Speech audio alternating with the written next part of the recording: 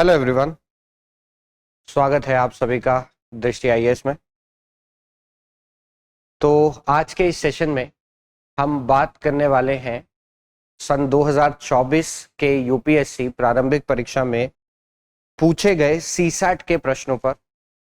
और सीसैट में भी हम इस सेशन में बात करने वाले हैं क्वांटिटेटिव एप्टीट्यूड, जो आपका गणित का जो भाग था, गणित का जो खंड था, उस पर क्या क्या सवाल बने, क्या क्या उनके सही जवाब थे, कैसे उन सवालों को आपको करना था और किस तरीके से आप इन सवालों को करके जल्दी से जल्दी आप सही जवाब प्राप्त कर सकते थे। इन सभी विषयों पे हम बात करेंगे।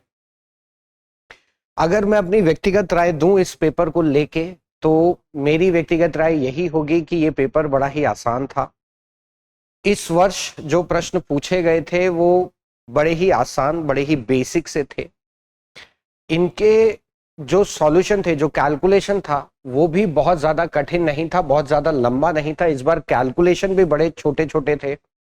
और अगर किसी को थोड़ी बहुत भी गणित की समझ है, उसने अगर अपने स्कूल में भी गणित बड़े अच्छे से पढ़ी थी या कभी उन्होंने गणित को दोबारा अच्छे से अगर पढ़ा होगा एक भी बार, तो वो इन सवालों को बड़े आराम से कर लेंगे। कहीं पर किसी को भी कोई भी कठिनाई, कोई भी दिक्कत नहीं आई होगी। मेरी व्यक्तिगत राय तो यही है कि पेपर इस वर्ष बड़ा ही आसान था। हो सकता है कि कोई मेरी इस बात से सहमत ना हो, ठीक है, किसी को ये पेपर कठिन लग भी सकता है, बट देखा जाए तो पेपर तो आसान ही था। तो चलिए समय ना गवाते हुए प्रश्नों पर बात करते हैं कि क्या क्या प्रश्न आए और क्या क्या उनके सही जवाब थे और कैसे कैसे आप उन सही जवाबों को जल्द से जल्द प्राप्त कर सकते थे। तो देखिए, पहला प्रश्न ये है, एक निश्चित संख्यक व्यक्ति एक कार्य को 6 के दिनों में पूरा कर सकते हैं, जहां के एक घनपूर्ण संख्या है। व्यक्तियों की संख्या में कितने प्रतिशत की वृद्धि की जाए ताकि यह कार्य 5 के दिनों में पूरा किया जा सके। तो देखिए, हमसे यह कहा गया कि एक निश्चित संख्या में कुछ व्यक्ति हैं जो कि एक कार्य को 6 के दिनों में पूरा करते हैं। अब आपको पता है कि कार्य, समय और कार्य में आपने एक चेन रूल हमेशा पढ़ा होगा। जो चेन रूल आपसे कहता है कि m1 इंटू d1 बराबर होता है h1 into m1 into d1 बराबर होता है m2 इंटू d2 के, जहां पे m1 और m2 जो है वो व्यक्तियों की संख्या को दर्शाते हैं और d1 और d2 जो है वो दिनों की संख्या को दर्शाते हैं। तो अगर हमसे कहा जाता है कि कुछ व्यक्ति हैं, मान लीजिए अगर x पहले समूह में, पहले व्यक्तियों का जो समूह है उसमें अगर x व्यक्ति है और ये x व्यक्ति मिलकर अगर किसी कार्य को 6 के दिनों में पूरा करते हैं, तो इसी कार्य को, ठीक है, कितने व्यक्तियों का दूसरा समूह, मान लीजिए y व्यक्तियों का दूसरा समूह 5 के दिनों में कर लेगा। तो यहां से आप x और y का एक अनुपात प्राप्त कर सकते हैं। देखिए, k से k कट गया, ठीक है, y को इस तरफ ले जाइए, 6 इस तरफ चला जाएगा, तो x बटा y क्या आ जाएगा, 5:6। अब ये 5:6 क्या दर्शाता है? आपने अनुपात समानुपात में पढ़ा होगा कि अगर x का मान 5 है तो उसी समय पर y का मान क्या है, 6। 5/6 हमें यह दर्शाता है कि अगर x का मान 5 है तो उसी समय पर y का मान कितना है, 6। तो मान लीजिए अगर पहले समूह में 5 व्यक्ति होते थे तो अब दूसरे समूह में 6 व्यक्ति होंगे, यानी कि आपने व्यक्तियों की संख्या को कितना बढ़ाया, 1 बढ़ाया। आपने दूसरे समूह में व्यक्तियों की संख्या को कितना बढ़ाया, 1 बढ़ाया। 1 किस पर बढ़ाया, 5 पर बढ़ाया। कितना प्रतिशत हो गया सर, 20 दफा कट गया, 20%। सी आपका सही जवाब था, 20%।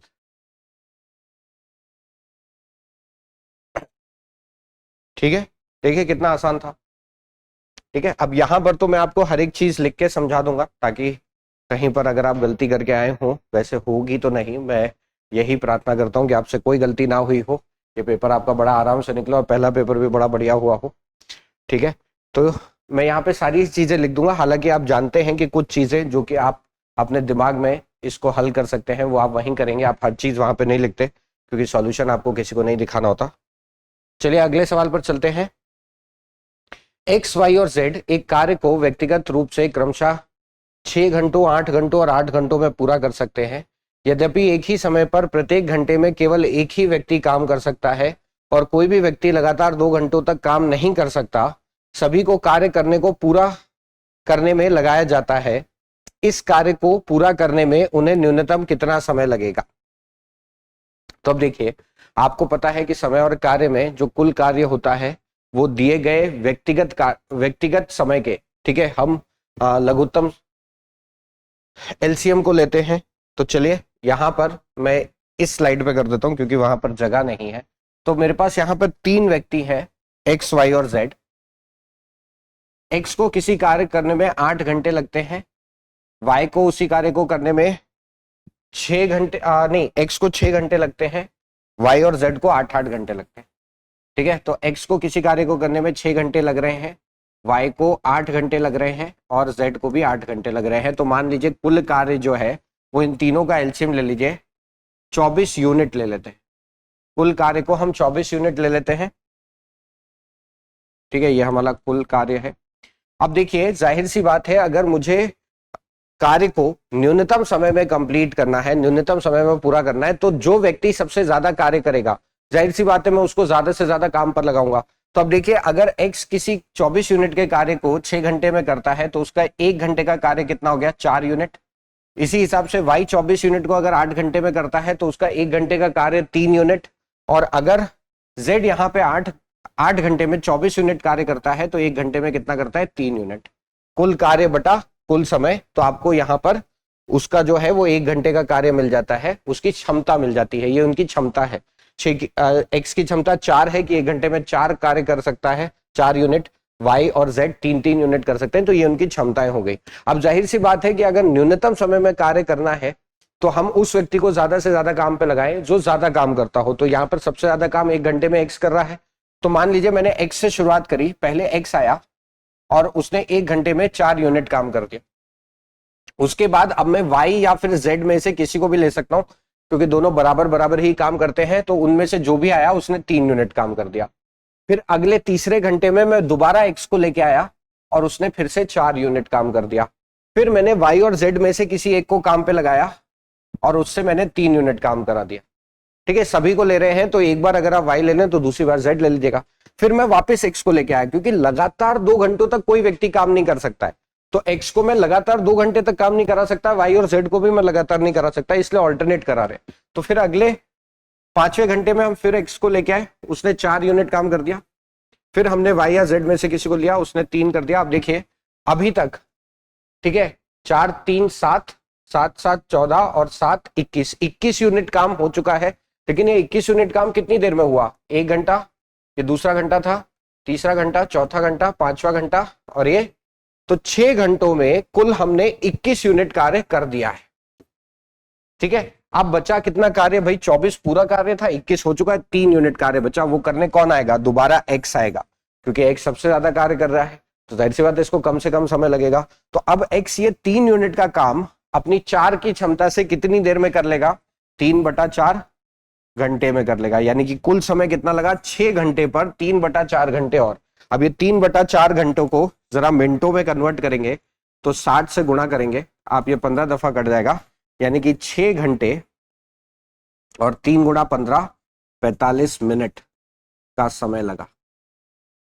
6 घंटे और 45 मिनट का समय लगा क्योंकि अब जो बचा हुआ 3 कार्य है वो एक्स करने आएगा और एक्स की क्षमता 1 घंटे में 4 है। यानी कि ये 3 कार्य को वो कितने समय में कर देगा, ठीक है, कुल कार्य बटा क्षमता, जो कि हो गया 3/4, तो 6 घंटे 45 मिनट। सी आपका सही जवाब। ठीक है,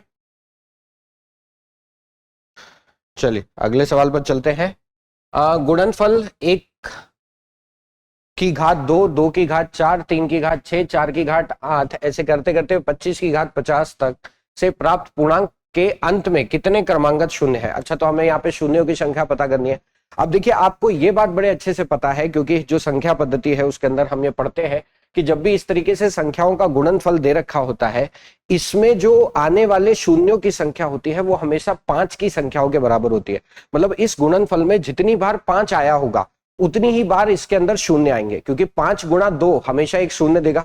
5 किसी भी जब सम संख्या से गुणा होगा, 2 से, 4 से, 6 से, 8 से, तो वो हमेशा आपको एक शून्य देगा पीछे। ठीक है, 5 गुणा 10, 5 गुणा 2 10, 5 गुणा 4 20, 5 गुणा 6 30, हमेशा पीछे एक शून्य आ रहा है। ठीक है, अब जाहिर सी बात है कि इस गुणनफल में 2 की संख्या बहुत ज्यादा आएगी, क्योंकि देखिए 2 2 में भी आएगा, 4 में भी आएगा, 6 में भी आएगा, 8 में आएगा, 10 में आएगा, 12 में आएगा, 14 में आएगा, 16 में आएगा, बहुत सारी संख्याओं में आएगा। लेकिन 5 बहुत कम संख्याओं में आएगा। 5 में, 10 में, 15 में, 20 में और 25 में आएगा केवल।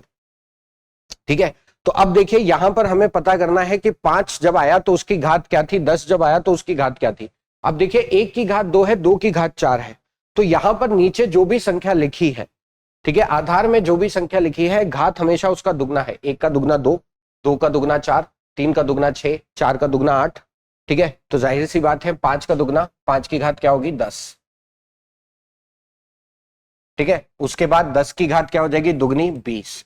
15 की घात क्या हो जाएगी, उसकी दुगनी 30। 20 की घात क्या हो जाएगी, उसकी दुगनी 40। और 25 की घात क्या होगी, उसकी दुगनी 50। अब देखिए सर 5 को हम लिखेंगे 5 गुणा 1, 5 गुणा 1। अब 5 गुणा 1 यानी कि 5 की घात 10 गुणा 10 की घात 10, 1 की घात 10, यानी कि यहां पर 5 कितनी बार आएगा, 10 बार आएगा। 5 की घात 10 में 5 कितनी बार आएगा, 10 बार आएगा। सिमिलरली 10 को हम क्या लिख सकते हैं, 5 गुणा 2, तो इसको मैं लिख सकता हूं 5 की घात 20 गुणा 2 की घात 20। अब देखिए 5 की घात 20 में 5 कितनी बार आया, 20 बार आया। ठीक है, फिर 15 को मैं लिख सकता हूं 5 गुणा 3, तो ये हो गया 5 की घात 30 गुणा 3 की घात 30। तो 5 की घात 30 में 5 कितनी बार आएगा, 30 बार आएगा। उसी हिसाब से 20 को हम लिख सकते हैं 5 गुणा 4, 5, तो ये हो गया, ये हो जाएगा 5 की घात 40 गुणा 4 की घात 40। अब 4 को 2 की घात में आप लिखना चाहें तो कोई मतलब नहीं पड़ेगा, तो ऐसे लिख लीजिए। तो 5 की घात 40 में 5 कितनी बार आएगा, 40 बार। और 25 को हम लिखेंगे सर 5 की घात 2 की घात 50, 5 की घात 2 घात 50। ठीक है, ये कितना हो जाएगा, 5 की घात 100। और 5 की घात 100 में 5 कितनी बार आया, 100 बार। तो अब देखिए कुल मिलाकर इस गुणनफल में 5 कितनी बार आ रहा है, 1 + 10 30, 30 + 30 60, + 10 40, +100 कितना हो गया, 200। तो यहां पर आपका शून्य कितने होंगे, 200। हमेशा ध्यान में रखेगा कि जब भी इस तरीके से संख्याओं का गुणनफल दे रखा हो, वहां पर जो आपके शून्यों की संख्याएं होंगी वो 5 की, जितनी भी 5 की संख्या होंगी उतनी ही शून्य की संख्या। ठीक है, चलिए अगले सवाल पर चलते हैं। अगला सवाल ये कहता है, एक व्यक्ति ने 1 जनवरी 2023 को 1 रुपए की बचत की। 2 जनवरी 2023 को उसने पूर्ववर्ती दिन की तुलना में 2 रुपए की अधिक बचत की। 3 जनवरी 2023 को उसने पूर्ववर्ती दिन की तुलना में 2 रुपए अधिक की बचत की, और यह क्रम आगे भी जारी रहता है। किस तारीख के अंत में उसकी कुल बचत एक पूर्ण वर्ग होने के साथ साथ एक पूर्ण घन भी थी। तो अब देखिए यहां पर आपसे वो ये कह रहा है कि किसी व्यक्ति ने 1 जनवरी को 1 रुपया बचाया, फिर 2 जनवरी को उसने 1 जनवरी को उसने 1 रुपया बचाया, फिर उसने 2 जनवरी को पिछले दिन की तुलना में 2 रुपए ज्यादा बचाए, यानी कि 1 की तुलना में 2 रुपए ज्यादा, 3 रुपए बचाए होंगे। फिर 3 जनवरी को उसने पिछले दिन की तुलना में 2 रुपए फिर ज्यादा बचाए, यानी कि उसने 5 रुपए बचाए होंगे। फिर 4 जनवरी को उसने पिछले दिन की तुलना में फिर से 2 रुपए ज्यादा बचाए, मतलब ऐसे करते करते 7 बचाया। तो अब आपको यह बताना है कि ऐसी कौन सी तारीख पर जाके इन सभी बचत का जो योग है वो एक पूर्ण वर्ग होने के साथ साथ एक पूर्ण घन भी होगा। अब आपको पता है एक ऐसी संख्या जो कि एक पूर्ण वर्ग के साथ साथ एक पूर्ण घन भी होती है, वो होता है 64। ठीक है, तो अब आपको यह बताना है कि कब इन बचतों की संख्याओं का योग 64 होगा, कौन सी तारीख पर जाके। तो आपको पता है कि यहां पर जब आप इन संख्याओं को जोड़ रहे हैं, अब देखिए 5 तारीख को कितना करेगा, 9 रुपया। तो ऐसे जारी रहेगा। तो जब आप इन सभी संख्याओं का योग करेंगे तो आप ये जो संख्याएं आपको मिल रही है, कौन सी संख्या है सर, विषम संख्या है। और आपको पता है कि विषम संख्याओं का जो योग होता है, विषम संख्याओं का जो योग होता है वो होता है n का वर्ग, n का वर्ग। तो n का वर्ग आपको कितना चाहिए, आपको योग कितना चाहिए, 64। तो आपको यह पता करना है कि कब जाकर इन सभी संख्याओं का योग 64 होगा, यानी कि n के वर्ग का जो मान है वो 64 होगा। क्योंकि पहली n विषम संख्याओं का योग, ठीक है, पहली n विषम संख्याओं का योग जो होता है वो n² होता है। तो यहाँ पे n का मान कितना आ गया, 8। इसका आप वर्गमूल लेंगे, 64 का वर्गमूल कितना होता है, 8। यानी कि 8 जनवरी 2023 को ये जाकर 64 रुपए के बराबर हो जाए।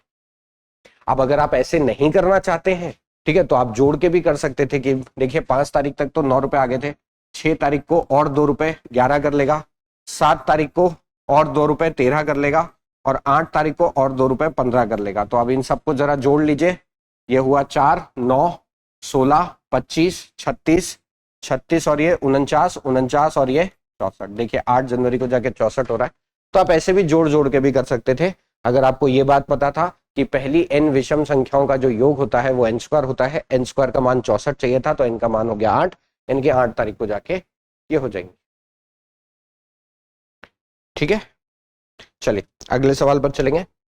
अगला सवाल 222 की घात 333 मतलब 222 की घात 333 प्लस 333 की घात 222 निम्नलिखित संख्याओं में से किन से भाज्य है?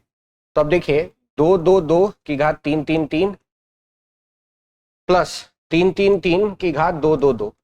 अब एक चीज ध्यान में रखेगा, ठीक है, जब कभी भी इस तरीके से आपको दे रखा हो दो संख्याओं का योग और आपसे पूछा जाए ये योग किससे भाज्य होगा, तो वो संख्याएं ध्यान में रखेगा, वो दोनों संख्याएं व्यक्तिगत रूप से जिस भी संख्या से भाज्य होंगी उनका योग भी हमेशा उसी संख्या से भाज्य होगा।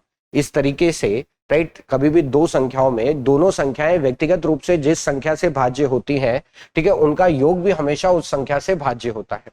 तो अब देखिए 222 ये एक सम संख्या है, यानी कि ये 2 से तो भाज्य होगा, इसकी कोई भी आप घात ले लीजिए ये 2 से भाज्य तो जरूर होगा। लेकिन 333 जो कि एक विषम संख्या है, 333 एक विषम संख्या है, वो 2 से भाज्य नहीं होगा। 2 से भाज्य अगर नहीं होगा तो ऑप्शन ए कट गया, सी कट गया, डी कट गया, केवल बचा बी। यही जवाब हो गया।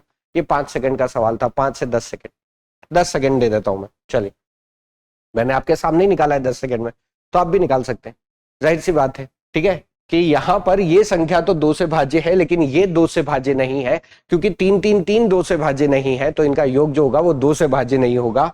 ठीक है, एक ही था कि 2 से भाज्य नहीं। अब देखिए क्या ये 3 से भाज्य होगा, तो 2 + 2 + 2, ठीक है, संख्याओं के अंकों का जो योग है, संख्या के अंकों का जो योग है वो 6 आता है। 6 3 से भाज्य है। आपको पता है 3 का जो भाजक नियम कहता है वो ये कहता है कि अगर किसी संख्या के अंकों का योग 3 से भाज्य है तो वो संख्या पूरी 3 से भाज्य। तो 2 2 2, ठीक है, ये इन तीनों अंकों को छोड़िए, 6 आता है, 6 3 से भाज्य है, मतलब ये संख्या 3 से भाज्य होगी। 3 + 3 + 3 इनके अंकों का योग 9 आता है, जो कि 3 से भाज्य है, तो ये भी 3 से भाज्य होगा। तो जाहिर सी बात है, अगर दोनों संख्या व्यक्तिगत रूप से 3 से भाज्य हैं तो इनका योग भी 3 से भाज्य होगा। और 37 से आप करके देख सकते हैं, 37 से इसको भाग देके देख लीजिए, अगर 2 2 2 37 से भाग होगा तो उसकी घात कुछ भी होगा वो भी 2 37 से भाग देगी। ठीक है, इस हिसाब से 333 भी 37 से भाग हो रहा है पूरा पूरा। ठीक है, करके देख लीजिएगा, बिल्कुल होगा। तो जवाब ये हो गया। वैसे आप एग्जाम में तो जल्दी से जल्दी आंसर लाना चाहते हैं तो आप सीधा ऑप्शन को एलिमिनेट कर लेंगे। इस बार तो ऑप्शन भी एलिमिनेट हुए बढ़िया से। ठीक है, तो यहां पर देख लीजिए एक बार, जवाब बी होगा।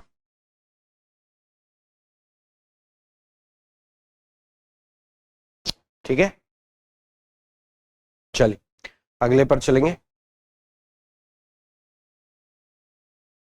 शहद में कितने प्रतिशत जल मिलाया जाए ताकि मिश्रण को शहद के लागत मूल्य पर बिक्री करने पर 20% का लाभ हो? अब देखिए, मान लीजिए मेरे पास 100 ग्राम शहद है, मेरे पास 100 ग्राम शहद है जो मैंने 100 रुपए की दर से खरीदा, यानी कि 1 ग्राम शहद मुझे कितने का पड़ा? 1 रुपए का पड़ा। तो जब मैं इसको बेचूंगा तब मैं इसको बेचूंगा भी इसी दर से कि 1 ग्राम शहद मुझे 1 रुपए का पड़े।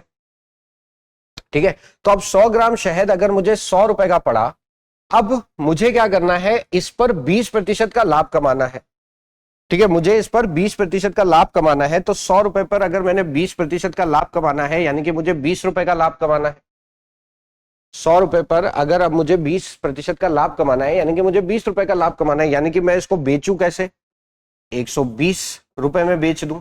लेकिन जो मेरी बेचने की दर है वो 1 ग्राम 1 ही रुपए में बेचूंगा, क्योंकि सर मैं कह रहा हूं कि मैं इसको लागत मूल्य पर बेचूंगा। मेरी लागत मूल्य क्या थी कि 100 ग्राम अगर मैंने 100 रुपए में खरीदा, यानी कि 1 ग्राम मैंने 1 रुपए में खरीदा, तो अब मैं हर एक ग्राम को 1 ही रुपए में बेचूंगा। लेकिन क्योंकि मुझे 20 रुपए का लाभ कमाना है, तो अब मुझे 120 रुपए कमाने होंगे, 120 रुपए कमाने होंगे। लेकिन 1 ग्राम 1 रुपए की लागत से, यानी कि मुझे इस 20 ग्राम शहद में ठीक है, 100 ग्राम शहद में 20 ग्राम पानी मिला देना चाहिए, क्योंकि 100 ग्राम शहद में जब मैं 20 ग्राम पानी मिलाऊंगा तो कुल मिश्रण जो हो जाएगा वो 120 ग्राम हो जाएगा, कुल मिश्रण जो हो जाएगा वो 120 ग्राम हो जाएगा। ठीक है ना, तो अब देखिए 120 ग्राम को अगर मैं 120 रुपए में बेचूंगा, यानी कि 1 ग्राम को 1 रुपए की दर से बेच दूंगा, मुझे 20% का प्रॉफिट हो गया। तो यही जो 20 ग्राम मैंने पानी मिलाया, ये किस पर मिलाया, 100 ग्राम पर। कितना प्रतिशत होता है, 100 से 100 कट गया, ग्राम से ग्राम कट गया, 20% हुआ।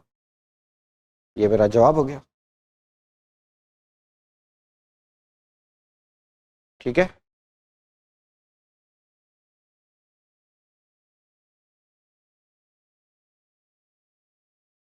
अगला देखिए, 30 की घात 30 के मान में शून्यों से पहले सबसे दाहिना अंक, ठीक है, कौन सा होगा। ये अंक होना चाहिए, आओ नहीं होना चाहिए, अंक कौन सा होगा।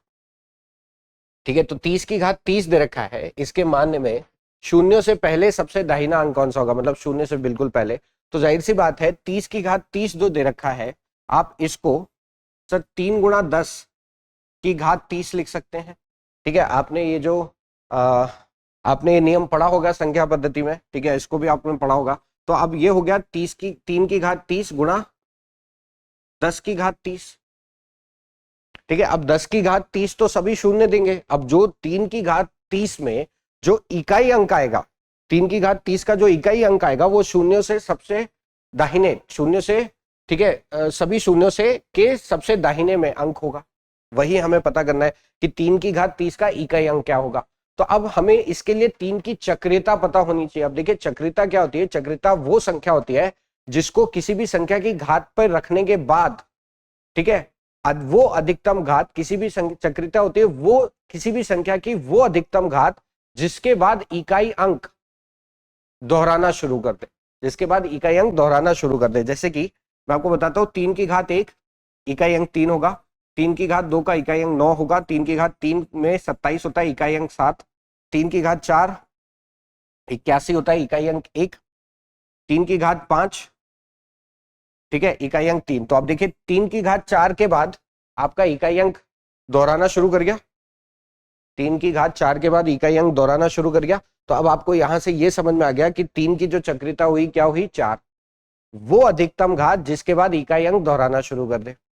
ठीक है, तो अब देखिए 3 की चक्रियता 4 है, यहां पर जो 3 की घात दे रखी है 30, उसको इसकी चक्रियता से भाग दीजिए और पता करिए शेषफल क्या आएगा। तो यहां पर 4 सत्ते 28, शेषफल कितना आया, 2, शेषफल कितना आया, 2। ठीक है, अब इस 2 को 3 की घात में रख दीजिए और देखिए 3 की घात 2 पे इकाई अंक क्या आता है, 9। यही आपका जवाब हो गया कि सभी शून्यों के बाद जो सबसे दाहिना अंक होगा, यानी कि जो इकाई अंक होगा, ठीक है, सभी शून्यों को हटाने के बाद जो इकाई अंक बनेगा वो बनेगा 9। तो किसी भी संख्या का, ठीक है, जब आपको इकाई अंक पता करना है तो उसकी घात को उसकी चक्रियता से भाग दीजिए, जो शेषफल आता है वो उस संख्या की घात में रखिए और देखिए वहां पर जो इकाई अंक आएगा वही आपका जवाब होगा। ठीक है, तो यहां पर आपका जवाब हो जाएगा 9। चलिए अगले पर चलेंगे। 421 और 427 को जब एक ही संख्या से विभाजित किया जाता है तो समान शेषफल 1 आता है। भाजक के रूप में कितनी संख्याओं का उपयोग किया जा सकता है ताकि शेषफल 1 ही आए। अब देखिए जब आप यहां पर देखते हैं कि 421 और 427 को जब एक ही संख्या से भाग दिया जाता है तो जो आपका समान शेषफल 1 आता है। अब देखिए यहां पर 421 और 427 को भाग देने पर समान शेषफल 1 आना चाहिए। ऐसा कब कब हो सकता है, मतलब कितने ऐसे भाजक हो सकते हैं। तो पहले तो ये समझने के लिए आपको ये देखना होगा कि 421 और 427 के बीच का अंतर 6 है। क्योंकि 421 और 427 के बीच का अंतर 6 है, इसका मतलब जो भाजकों की संख्या है वो 6 से ज्यादा नहीं हो सकती, 6 से ज्यादा नहीं हो सकती। मतलब यहाँ पर 1 2 3 4 5 6 इन्हीं भाजकों के साथ हमें जो है वो शेषफल 1 देखना, एक आएगा यहाँ पे। तो अब देखिए क्योंकि इन दोनों के बीच का अंतर 6 है ना, तो 6 के ऊपर वाले अंतर वाले भाजक आप ले ही नहीं सकते, 6 के ऊपर वाले भाजक आप ले ही नहीं सकते, वो बनेगा ही नहीं। तो अब देखिए जब आप इसको 1 से भाग देंगे, ठीक है, तो ये तो पूरा पूरा भाग हो जाएगा, तो वो तो नहीं होगा। 2 से भाग दीजिए, जब आपने 421 को 2 से भाग दिया शेषफल आया 1, 427 को 2 से भाग दिया शेषफल आया 1, तो 2 एक ऐसा भाजक हो गया। फिर आपने जब इसको 3 से भाग दिया 421 को तो शेषफल आया 1, 427 को भी भाग दिया तो शेषफल आया 1। जब आपने इसको 4 से भाग दिया तो 421 में शेषफल आया 1, लेकिन 427 में शेषफल आया 3, तो ये तो हो नहीं सकता, 4 एक ऐसा भाजक हो नहीं सकता। जब आपने 421 को 5 से भाग दिया 421 का शेषफल आता है 1, लेकिन 427 का शेषफल आता है 2, तो जाहिर सी बात है 5 भी नहीं हो सकता। जब आप इसको 6 से भाग देंगे तो शेषफल आता है 1, 427 को भी जब 6 से भाग देंगे शेषफल आता है 1। तो ऐसे कितने भाजक हो गए सर? 2, 3, 6, यानी कि 3 ऐसे भाजक होंगे जहां पर इन दोनों संख्याओं को विभाजित करने पर शेषफल 1 आएगा।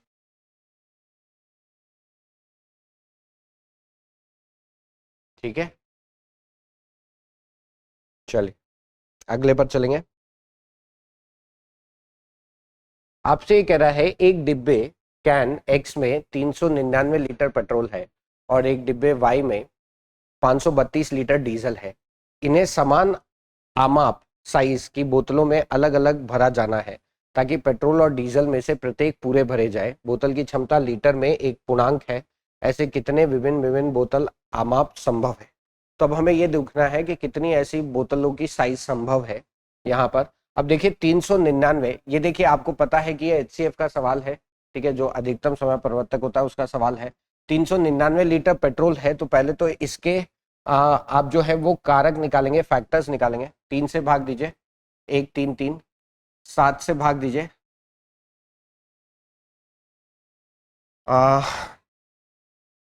19 दफा, 19 से भाग दीजिए 1, तो इसके भाजक ये हो गए। अब 532 के जरा निकालिए। 532 को 2 से भाग दिया 2, 6, 6, 2 से भाग दिया 1, 3, 3, 7 से भाग दिया 19, 19 से भाग दिया 1। तो अब जाहिर सी बात है इन दोनों संख्याओं के अंदर जो भी आपके भाजक समान है उस संख्या की अगर आप उस साइज की अगर आप बोतल ले, उस साइज की अगर आप बोतल ले, तो ये पेट्रोल और डीजल जो है वो पूरे पूरे खाली हो जाएंगे और बोतलों की संख्या जो होगी वो एक जो बोतलों की जो क्षमता होगी वो भी एक पूर्णांक होगी और बोतलों की जो संख्या आएगी, ठीक है, मतलब सभी बोतलें समान रूप से भरी हुई होंगी। कोई बोतल ऐसा नहीं कम भरी है कोई ज्यादा भरी है, सभी समान रूप से भरी होंगी। तो अब देखिए दोनों में कॉमन क्या है? दोनों में कॉमन है 7, मतलब अगर मैं 7 लीटर की बोतल लूं, ठीक है, 7 लीटर की बोतल लूं तो 399 भी मैं बोतलों में भर सकता हूं, 399 लीटर भी, ठीक है। क्षमता एक पूर्णांक है और जो बोतलों की संख्या आएगी वो भी कोई बोतल ऐसा नहीं होगा आधी भरी है, सभी बोतलें बराबर भरी होंगी। और 532 जो डीजल है, लीटर डीजल जो है वो भी बोतलों में समान उसमें भरा जाएगा, ठीक है, पूरी पूरी तरीके से भरा जाएगा। उसके बाद 19 लीटर की बोतल ले सकते हैं क्योंकि 19 भी कॉमन है, ठीक है, 19 पर भी भरने पे दोनों पूरे पूरे भर जाएंगे। और यहाँ पर 7 गुणा 19, 7 गुणा 19 यानी कि 133 लीटर की बोतल भी ले सकता हूँ क्योंकि 133 भी दोनों में कॉमन है, ठीक है। तो 133 लेने पर भी ये दोनों पूरे पूरे भर जाएंगे और सभी बोतलों में जो पेट्रोल और डीजल है वो समान क्षमता में भरा होगा। तो यहाँ पर ऐसे कितने आमाप संभव है? 7 लीटर की बोतल ले लीजिए, 19 की ले लीजिए या 133 की ले लीजिए, तो 3 आमाप जो है वो संभव है, ठीक है, इस तरीके से। चलिए सर अगला करते हैं। योगफल s बराबर x plus y plus z के संबंध में निम्नलिखित कथनों पर विचार कीजिए जहां x, y और z में से प्रत्येक 10 से छोटी विभिन्न अभाज्य संख्या है। तो देखिए आपको दे रखा है कि s का जो योगफल है वो x plus y plus z है। x plus y plus z, x, y और z तीनों अभाज्य संख्याएं हैं, 10 से छोटी अभाज्य संख्या है। तो 10 से छोटी अभाज्य संख्याएं कौन कौन सी होती हैं सर? 2 होता है, 3 होता है, 5 होता है, 7 होता है। इसके अलावा और कुछ हो सकता है? नहीं। तो अब आपसे कहता है, पहला कथन ये कहता है s का इकाई अंक 0 हो सकता है, कि मतलब इन तीनों अभाज्य संख्याओं के योग में जो इकाई अंक है वो 0 हो सकता है। हो सकता है क्योंकि सर 2, 3, 5 को जोड़िए, 2, 3, 5 को जोड़िए, 2 + 3 5, 5 + 5 10, तो इकाई अंक जो है वो 0 आ रहा है। तो इस योगफल का इकाई अंक 0 हो सकता है, बिल्कुल हो सकता है, पहली बात तो सही है। फिर s का इकाई अंक 9 हो सकता है। s का इकाई अंक 9 हो सकता है क्या?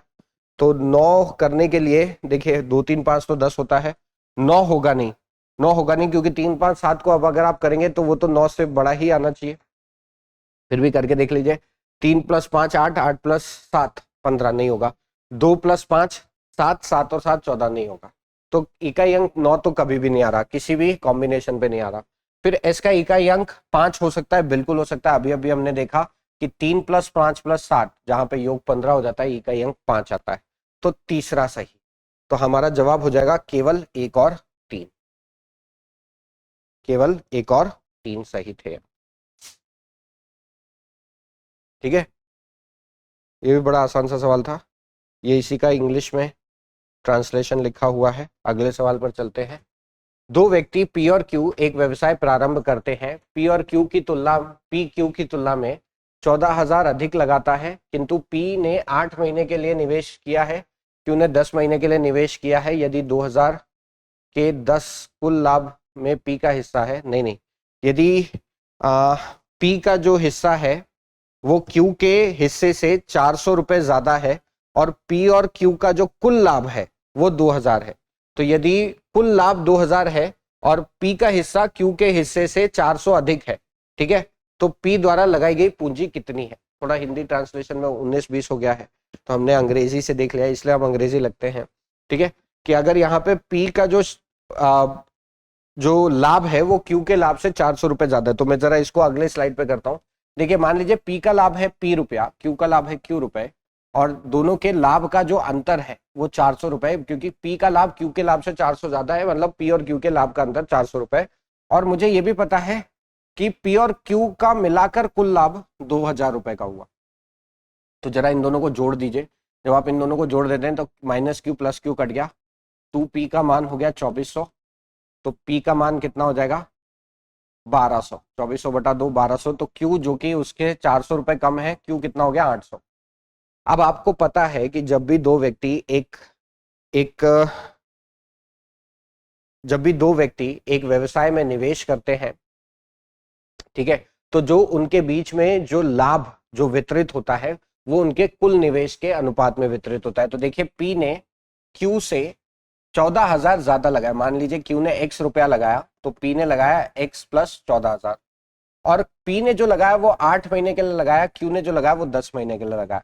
तो जो कुल निवेश होता है ना, जो कुल निवेश होता है वो होता है मूल निवेश गुणा समय। ठीक है, कुल निवेश होता है मूल निवेश गुणा समय। मूल निवेश गुणा समय, ये हो गया आपका कुल निवेश। तो ये कुल निवेश कितना आया 8x + 14,000 × 8। अभी इसको ऐसे ही रखते हैं, अनुपात ये आया 10x। अब इन दोनों का जो निवेश का जो अनुपात है वही इनके क्या हो जाएगा, लाभ का अनुपात हो जाएगा। तो इनके लाभ का जो अनुपात आता है वो आता है 1200/800, यानी कि 3:2। तो ये दोनों जो होंगे वो इनके निवेश जो होंगे वो लाभ के अनुपात में होंगे, यानी कि 3:2 में होंगे। तो अब आप इसको 2 से काटिए 5 दफा, इसको क्रॉस मल्टीप्लाई करिए, ये तो 1 हुआ, तो ये 8x 14,000 × 8 गुणा ये हो गया 15x। इसको इधर ले जाइए तो ये हो जाएगा 7x = 14,000 × 8। तो x का मान कितना हो गया 2000 × 8, जो कि हो गया 16,000। तो अगर x का मान 16,000 है तो p का निवेश कितना होगा 16,000 पे 14,000 ज्यादा, यानी कि 30,000। 30,000 उसका निवेश कितना होगा 30। देख लीजिए एक बार, सॉल्यूशन देख लीजिए। ये तो सब कुछ लिख के बताया आपको, ठीक है। जाहिर सी बात है एग्जाम में इतना नहीं लिखना होता है। कुछ चीजें तो आप डायरेक्ट कर सकते थे, यहाँ पे ये अंतर तो आप डायरेक्ट निकाल सकते थे दोनों का। ये बस लिख के आपको सीधा सॉल्व करना था, ठीक है।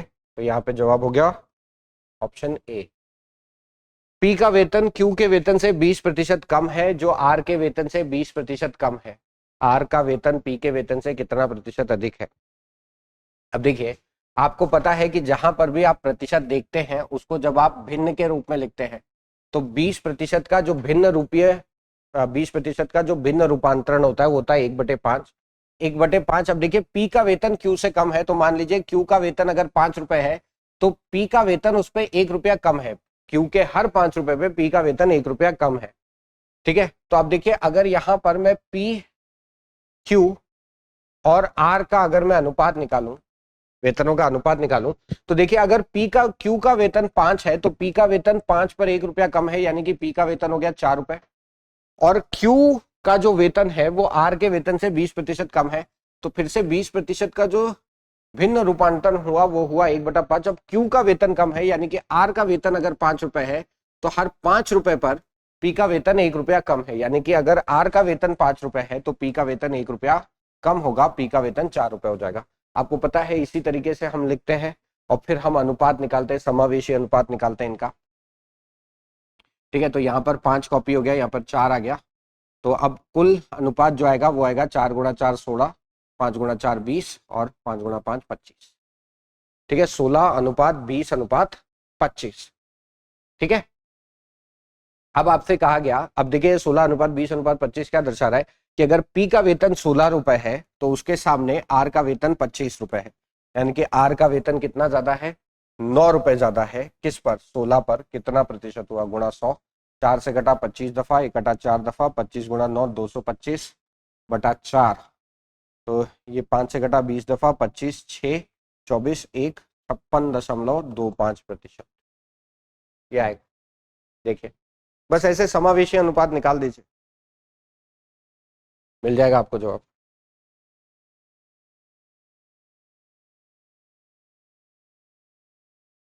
ठीक है, अगले पर चलते हैं।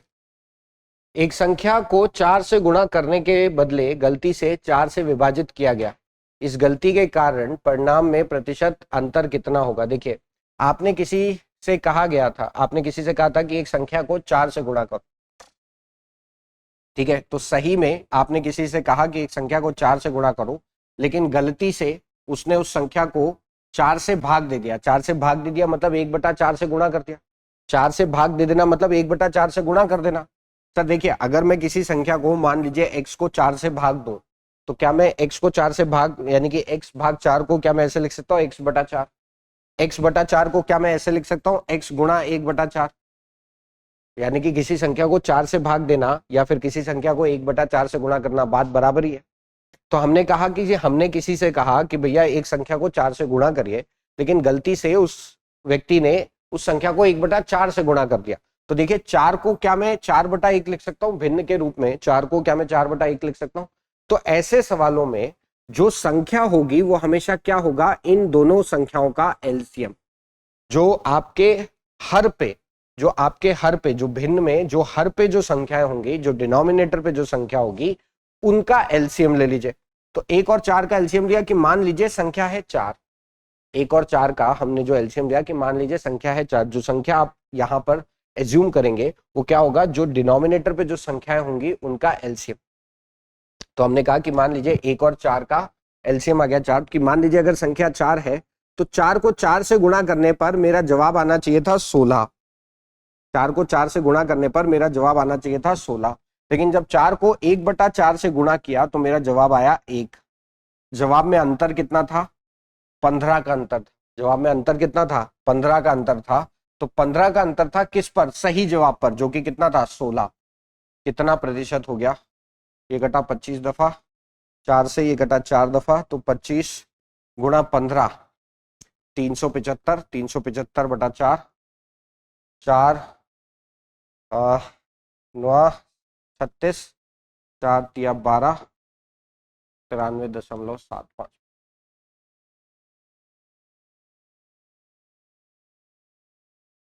ये जवाब हो गया कि आपने किसी व्यक्ति से कहा कि संख्या को 4 से गुणा करो, लेकिन उसने 1/4 से गुणा कर दिया। तो ऐसी जो संख्या आपको लेनी होगी, क्या लेंगे, जो भी डिनोमिनेटर पे संख्या आएंगी उनका एलसीएम।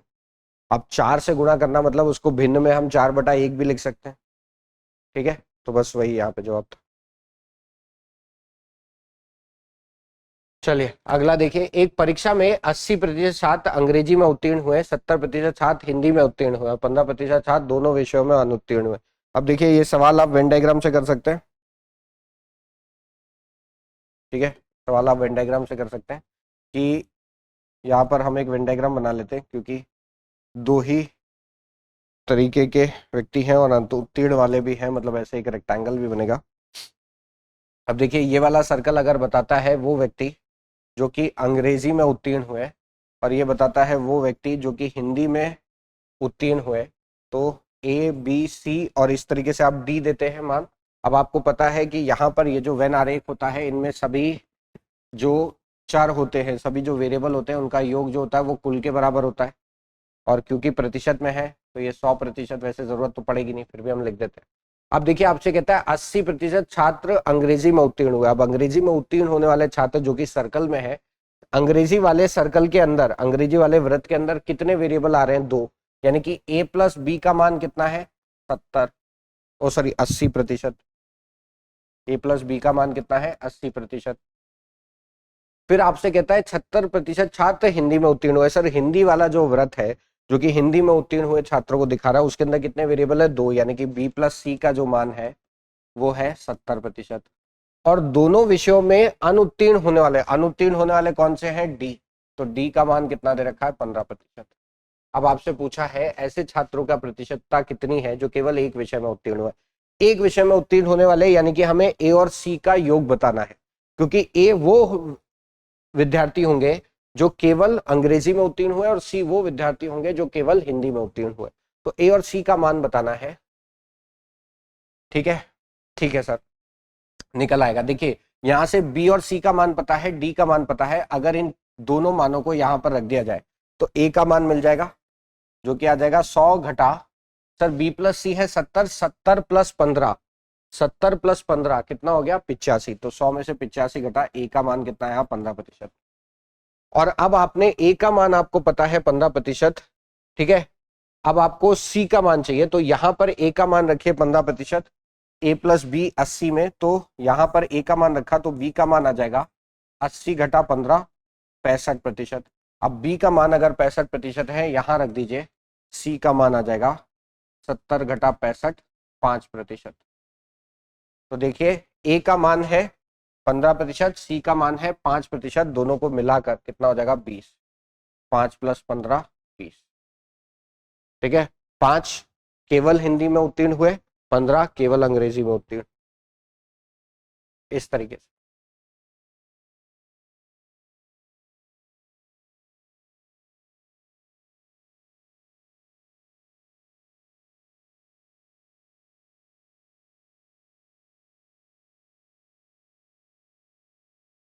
ठीक है, चलिए।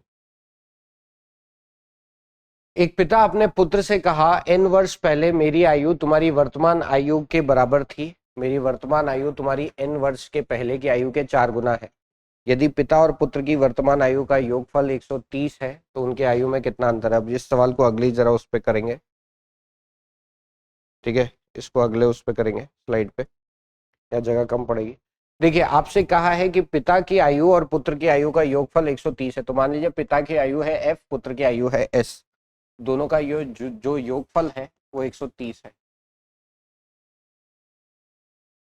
अब आपसे ये कहता है, पिता ये कहता है अपने पुत्र से कि n वर्ष पहले मेरी आयु तुम्हारी वर्तमान आयु के बराबर थी। तो वर्तमान में पुत्र की आयु कितनी है? s। तो n वर्ष पहले पिता की आयु कितनी होगी? f माइनस n, क्योंकि अगर वर्तमान में उसकी आयु f वर्ष है तो n वर्ष पहले f माइनस n रही होगी, वो पुत्र की वर्तमान आयु के बराबर है, s के बराबर है। और फिर वो उससे कहता है कि मेरी वर्तमान आयु तुम्हारी n वर्ष पहले की आयु के 4 गुना थी। मतलब मेरी जो वर्तमान आयु है जो कि f है वो तुम्हारी n वर्ष पहले जो भी आयु थी, यानी कि s माइनस n, पुत्र की वर्तमान आयु है s, तो n वर्ष पहले s माइनस n इसका 4 गुना थी। अब यहां पर अगर f की जगह पे मैं ये 4s minus 4n minus n बराबर s रखूं, ठीक है, मैंने f को यहाँ पे 4s minus s minus n से प्रस्थापित किया तो ये इक्वेशन बनी।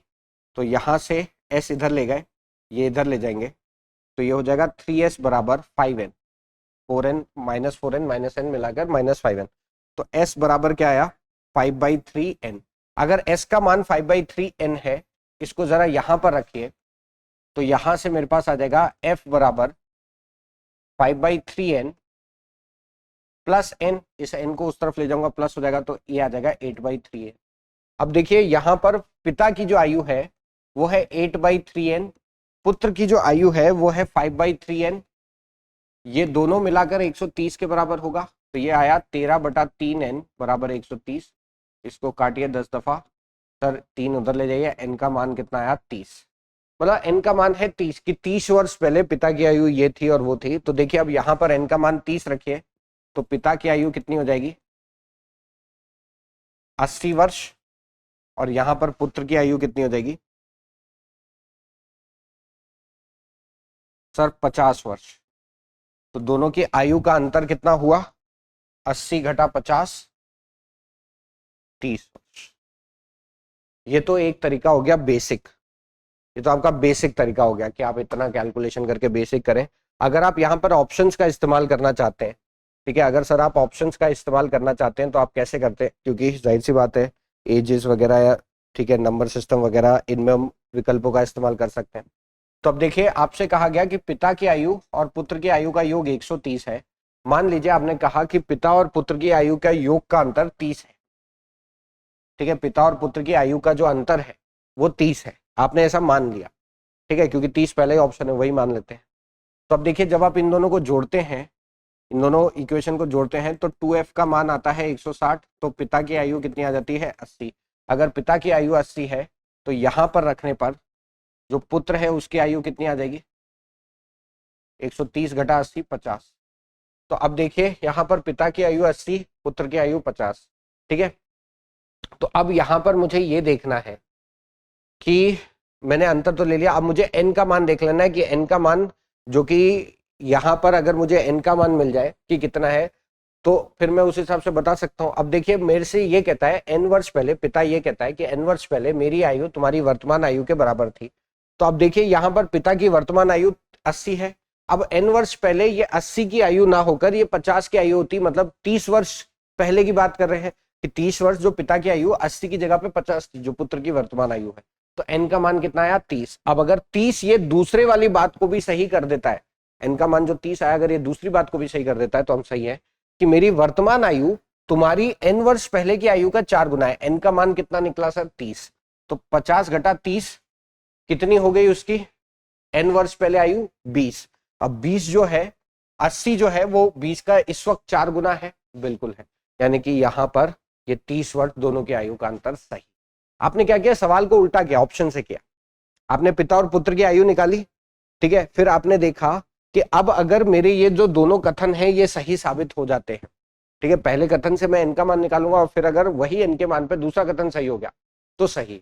तो हमने सीधा सीधा ये लगाया कि n वर्ष पहले पिता की जो आयु थी वो पुत्र की वर्तमान आयु के बराबर थी, तो पिता की अभी आयु 80 है, पुत्र की वर्तमान आयु 50 है, यानी कि 30 साल पहले पिता जो रहा होगा वो 50 वर्ष का रहा होगा।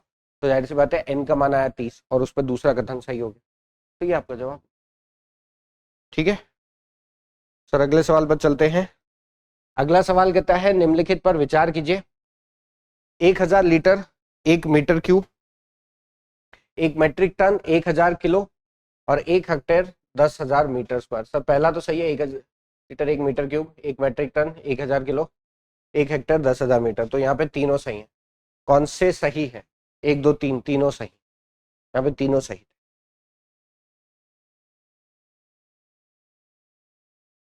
अब आपसे कहता है मान लीजिए x एक 2 अंकीय संख्या है और एक अन्य 2 अंकीय संख्या जिसे x के अंकों को विनिमय इंटरचेंज करके बनाया जाता है, यदि x प्लस वाई महत्तम 2 अंकीय संख्या है तो x की संभाव्य मानों की संख्या क्या है। अब देखिए सर आपसे कहा गया कि x प्लस वाई जो है वो महत्तम 2 अंकीय संख्या है, मुझे पता है महत्तम 2 अंकीय संख्या 19 होती है, ओ सॉरी 99 होती है, 19 क्या 99 लिख रहा हूँ, 19 बोल रहा हूँ, माफ कीजिएगा, ठीक है। x प्लस वाई का जो योग होगा वो 99 होगा क्योंकि 99 ही महत्तम 2 अंकीय संख्या होती है, ठीक है। तो अब आपसे ये कहा गया कि x के संभाव्य मानों की संख्या बताइए। अब देखिए जाहिर सी बात है कि x के जो भी 2 अंक हैं, y के जो अंक बनेंगे वो x के अंकों को इंटरचेंज करने पर बनेंगे। तो अब देखिए जाहिर सी बात है कि अगर इनका योग 99 है जो कि 9 से भाज्य है, तो जो x और y होंगे वो भी 9 से भाज्य होने चाहिए, क्योंकि अगर x और y व्यक्तिगत रूप से 9 से भाज्य होंगे तो उनका जो योग होगा वो भी 9 से भाज्य होगा। तो 9 से भाज्य मतलब 9 से भाज्य वो संख्या होती है जिनके अंकों का योग 9 या फिर उसका गुणज हो। तो जाहिर सी बात है कि अगर x 18 है तो y 81 हो गया। देखिए दोनों का योग 99 हो गया और 18 81 दोनों भाज्य है, लेकिन x जो है वो 81 भी हो सकता है, तो y 18 होगा, क्योंकि x और y में कौन बड़ा है ये नहीं दे रखा है, तब भी योग 99 होगा। अगर x 27 हो तो y 72, देखिए योग 9 से भाज्य होगा, 99 हो रहा है, दोनों 9 से भाज्य है। लेकिन अगर x 72 हो तो y 27 भी हो सकता है, क्योंकि x और y में कौन बड़ा है पता नहीं।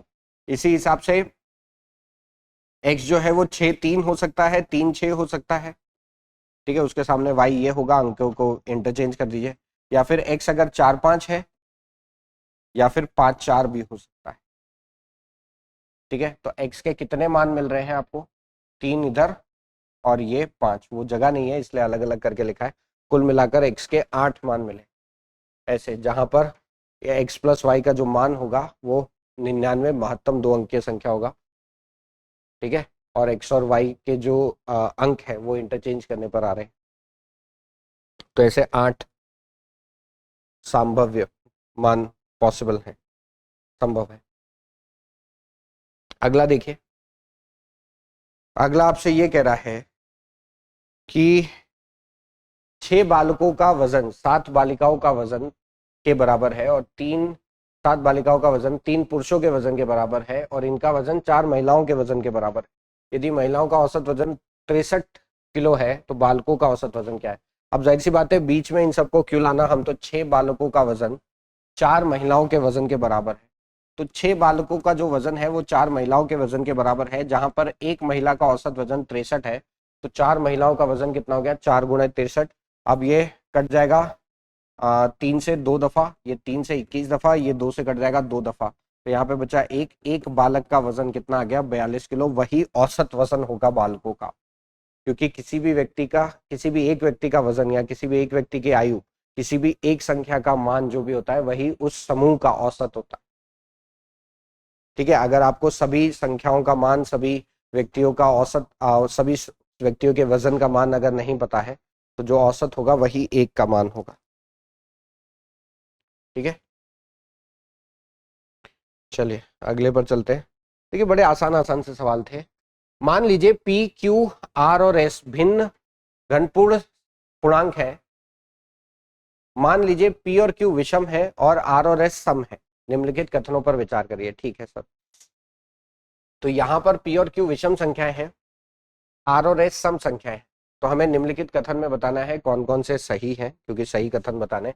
अब देखिए पी घटा आर मतलब एक विषम संख्या में से एक सम संख्या घटाई, लेकिन फिर एक उसको विषम संख्या और सम संख्या से गुणा कर दिया। अब आपको पता है कि सम संख्या को किसी भी संख्या से गुणा करो, चाहे वो विषम संख्या हो चाहे सम संख्या हो, उसका गुणनफल हमेशा सम संख्या होता है। तो क्योंकि यहां पर अब ये कुछ भी बने, ये तीन मिलाकर कुछ भी बने, सम बने विषम बने, उससे कोई लेना देना नहीं, क्योंकि s एक सम संख्या है और इन सब को अगर हम एक सम संख्या से गुणा करते हैं, ठीक है, इन तीनों के मान को अगर मैं एक सम संख्या से गुणा करता हूं तो वो एक सम संख्या ही आएगी, यानी कि पहला सही है। उसी हिसाब से दूसरे में भी देखिए इसका मान कुछ भी आए, क्यू एस और क्यू के वर्ग का मान कुछ भी आए, जब उसको एस एक सम संख्या से गुणा किया, ठीक है, उस मान को जब एक एस सम संख्या से गुणा किया तो वो जो मान है वो सम संख्या ही आएगा, तो दूसरा भी सही है। और फिर यहां पर देखिए क्यू प्लस आर का वर्ग और पी प्लस एस, ठीक है, ये आपसे कहा है कि विषम है। अब देखिए आपको पता है कि पी और क्यू विषम है, पी और क्यू विषम है और आर और एस सम है, तो आपको पता है कि एक विषम संख्या में जब सम संख्या जोड़ी जाती है तो जो मान आता है वो विषम संख्या ही आती है। जैसे 3 + 4 7 हुआ, ठीक है, 5 + 8 13 हुआ। तो जब भी आप एक सम संख्या में एक विषम संख्या में एक सम संख्या जोड़ते हैं तो वो विषम संख्या ही आता है मान। तो ये इसका, और विषम संख्या का जो वर्ग होगा वो भी विषम संख्या ही होगा, तो इसका वर्ग भी एक विषम संख्या होगा। अब विषम संख्या को हम गुणा कर रहे हैं, पी जो कि एक विषम संख्या है प्लस सम संख्या, मतलब एक विषम संख्या के ही मान से, तो विषम संख्या में जब भी सम संख्या जोड़ी जाए तो वो विषम ही आएगी। तो यानी कि यहां पर इसका मान जो आएगा वो एक विषम संख्या आएगी गुणा, और इसका मान जो आएगा वो एक विषम संख्या आएगी। तो विषम संख्या को जब विषम संख्या से गुणा करा जाता है तो वो विषम संख्या ही आती है, यानी कि यहां पर तीनों सही, तीनों सही,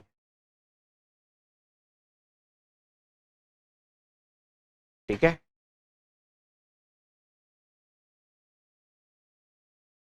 चलिए ये उसी का है, अंग्रेजी ट्रांसलेशन है। 260 पृष्ठों की एक पुस्तक को संख्यांकित करने के लिए प्रयुक्त होने वाले अंक 5 की संख्या कितनी है? ठीक है, 260 पृष्ठों की एक पुस्तक को संख्यांकित करने के लिए प्रयुक्त होने वाले अंक 5 की संख्या कितनी है? मतलब कितनी बार 5 आता है 260 पन्नों की एक पृष्ठों की एक पुस्तक में? तो देखिए 1 से लेकर 9 तक में 5 एक ही बार आएगा। 1 से लेकर 9 तक में जो 5 है वो एक ही बार आएगा। फिर 10 से लेकर 99 तक 5 जो है वो 19 बार आएगा। कहाँ कहाँ पर मैं आपको वो भी गिन के बता दूं। हालांकि ये आपको याद होना चाहिए कि एक अंकीय जो है वो 2 अंकियों में 10 से लेकर 99 तक 19 बार ही आता है। ठीक है, देखिए अगर 5 की बात करें, 5 क्या किसी भी अंक की अगर आप बात करें तो 19 बार ही आएगा। देखिए कहाँ कहाँ पर आएगा, 15, ठीक है, 25, 35, 45, 50, 51, 52, 53, 54, ठीक है, 55 में 2 बार आएगा, यानी कि 10, 11, 55, ठीक है, 11 हो गए। फिर 56, 57, 58, 59, ठीक है, अब 65, 75, 85, 95, तो देखिए 19 बार आया। ठीक है, तो अब आपको पता है कि 1 से लेके 100 तक, 1 से लेके 100 तक पन्नों में जो 5 है वो 20 बार आएगा। तो 100 से 101 से लेके 200 तक में फिर से 20 बार आएगा, और 201 से लेके 300 तक में फिर से 20 बार आएगा। तो कुल मिलाकर ये 60 दफा हो गया 300 पन्नों में। लेकिन आपको तो 260 तक जाने हैं, तो 260 तक जाने के लिए आप यहां पर कितने जो मान है उनको घटाएंगे, 4 को घटाएंगे। वो कौन कौन से होंगे? 295, 285, 275 और 265। इन मानों को आप घटा देंगे। 4 ऐसे जो बनेंगे आपके समूह, उनको आप घटा देंगे। क्योंकि 260 पन्नों की किताब है ना, तो 265वां पन्ना तो आना नहीं है, 275वां, 285वां, 295वां पन्ना तो आना नहीं है। तो ऐसे 4 कट गए, तो कुल मिलाकर कितनी बार आया? 56 बार। अब देखिए मैंने उल्टा क्यों किया, मैं 300 तक जाके फिर मैंने वो 4 ऐसे केस जो है वो उनको क्यों घटा दिया, मैं आपको वो 4 प्रकरणों को क्यों घटा दिया, क्योंकि यहां पर अगर आप ध्यान से देखें कि 200 तक तो ठीक ठाक चलता, लेकिन फिर 205, 215, 225, 235, 245, फिर 250, 251, 252 ऐसे फिर काउंट करना पड़ता आपको, और इसलिए में आप कंफ्यूज हो जाते, फिर आपका समय ज्यादा लगता। इसमें थोड़ा समय कम लगेगा, तो यहाँ पे 56 आपका जवाब होगा कि 300 तक जाके आपने फिर वो प्रकरण घटा दिए जहां पर वो पन्ने आने ही नहीं है। 295 नहीं आना, 285 नहीं आना, 275 नहीं आना, 265 नहीं आना। ठीक है सर, चलिए अगले पर चलेंगे। अब इस अनुक्रम 1, 1, 2, 1, 3, 2 इनमें प्रथम 28 पदों का योग क्या होगा? तो इनके प्रथम 28 पदों का योग बताना है। अच्छा ठीक है, तो अब देखिए यहां पर अगर आप देखें तो पहले तो ये देख लेते हैं कितने पद आ रहे हैं और कैसे आ रहे हैं। 1 ये पहला पद, ये 2 पद, 1 और 2 मिलाकर 2 पद हो गए। 1, 3, 2 ये 3 पदों की संख्या। 1, 4, 3, 2 ये 4 पदों की संख्या। फिर ये 5 पदों की संख्या। तो अभी तक देखिए यहाँ पर ठीक है, ये 5 पदों की संख्या। तो अब देखिए अभी तक कितने पद आ गए हैं? 3, 3, 6, 10, 15। तो अगला जो होगा वो 6 पदों की संख्या होगी। अगला जो होगा वो 6 पदों की संख्या होगी, जिसके अंदर संख्याएं जो हो जाएंगी वो हो जाएंगी 1, 6, 5, 4, 3, 2, क्योंकि देखिए 1 फिर 1, 2, फिर 1, 3, 2, क्योंकि 3 पद थे तो 3 बीच में आया, 1, 3, 2, फिर 4 पद थे, 1, 4, 3, 2, मतलब 1, 2, 3, 4 ही लिखा है। देखा जाए तो एग्जामिनर ने जानबूझ के अदल बदल कर दिया ताकि हम कंफ्यूज हो जाए।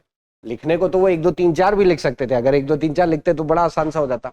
ठीक है, तो अब देखिए फिर अगला जो हो जाएगा वो 7 पदों का हो जाएगा, क्योंकि यहां तक योग 15 है पदों का, ये 21 और ये 28। तो अब 28वां पद क्या होगा? 1, 7, 6, 5, 4, 3, 2, या उन्होंने अगर, क्योंकि वो 1, 4, 3, 2 हाँ उल्टे उसमें लिख रहे हैं ना, तो 1, 7, 6, 5, 4, 3, 2 ये हो गए। तो अब देखिए एक पद का मान कितना आएगा? 1, 1 और 2 का योग 3, ठीक है, 1, 2, 3 का योग यहाँ पर 6, उसी हिसाब से 6 में 4 जोड़ा, इसका योग 10, इन चारों पदों का योग 10, इन 5 पदों का योग 15, इनका योग 6 पदों का 21 और इनका 28। क्योंकि सर यहाँ पर अगर आप देखें 1 4 3 2 ये 10 होता है, इसमें ये 5 ही तो जोड़ा है, 1 4 3 2 यहाँ पर भी 10 होगा, उसमें 5 जोड़ा तो 15, फिर ये अगर 15 है तो उसमें 6 और जोड़ रहे हैं बाहर से लाके तो 21 हो जाएगा। तो अब इनको जोड़ लीजिए सर, कितना हो गया 4 10 20 35 35 और ये 56 56 और ये आपका हो गया 84 84 आना चाहिए। एक बार दोबारा चेक कर लेता हूँ। और 10 24 4 2 2 3 4 6 और 8 84 आए 84।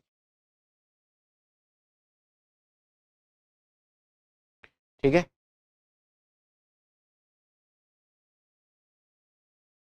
चलिए अगले पर चलते हैं। एक व्यक्ति 3330 में 3 वस्तुएं पी क्यू की खरीदता है। 3 वस्तुएं पी क्यू और आर खरीदता है, यहाँ पे आर रह गया।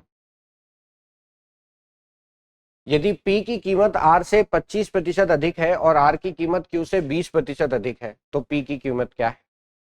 यदि पी की कीमत आर से 25% अधिक है तो पी की कीमत आर से 25% अधिक है।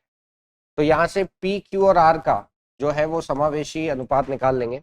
अब देखिए पी की कीमत आर से 25% अधिक है, जैसे ही 25% देखा उसका हमने भिन्न रूपांतरण लिखा 1/4 1/4। अब देखिए पी की कीमत आर से अधिक है, यानी कि अगर 4 रुपए आर की कीमत है तो पी की कीमत जो है वो उस पर 1 रुपए ज्यादा है। ठीक है, तो मान लीजिए अगर अब यहाँ पर आर जो है, क्योंकि आर जो है वो दोनों में कॉमन है, पी और आर का मान दे रखा है, आर और क्यू का मान दे रखा है, मतलब आर बीच में आएगा। जो भी कॉमन होता है तीनों चरों में, जो भी कॉमन होगा तीनों वेरिएबलों में जो भी कॉमन होगा वो बीच में आएगा। ठीक है, तो अब देखिए अगर आर का मान 4 है तो पी उस पर 1 ज्यादा है तो पी का मान 5 रुपए हो गया। अब देखिए आपसे कहता है आर की कीमत क्यू से 20% अधिक है, 20% का भिन्न रूपांतरण 1/5 की अगर क्यू की कीमत 5 रुपए है तो पी की कीमत उस पर 1 रुपए ज्यादा है, अधिक है, राइट, अधिक है। तो अब देखिए यहां पर क्यू की कीमत अगर 5 रुपए है तो आर की कीमत उस पर 1 रुपए अधिक है, यानी कि 6 रुपए हो गई। तो यहाँ पर 4 कॉपी होता है, यहाँ पर 6, आपको पता है ये किस तरीके से होता है। तो अब देखिए कुल मान कितना आया 30:24:20। 30:24:20 का मतलब क्या है कि अगर मान लीजिए पी की कीमत है 30x है तो क्यू आर की कीमत 24x है, क्यू की कीमत 20x है। तीनों का योग करके जो कुल कीमत आनी चाहिए वो आनी चाहिए 3330 रुपए। तो ये 74x बराबर 3330, 74 से घटेगा 45 दफा, तो x का मान 45 है। तो p की कीमत कितनी है 30x, तो p की कीमत हो गई 30 गुणा 45, 1350 1350।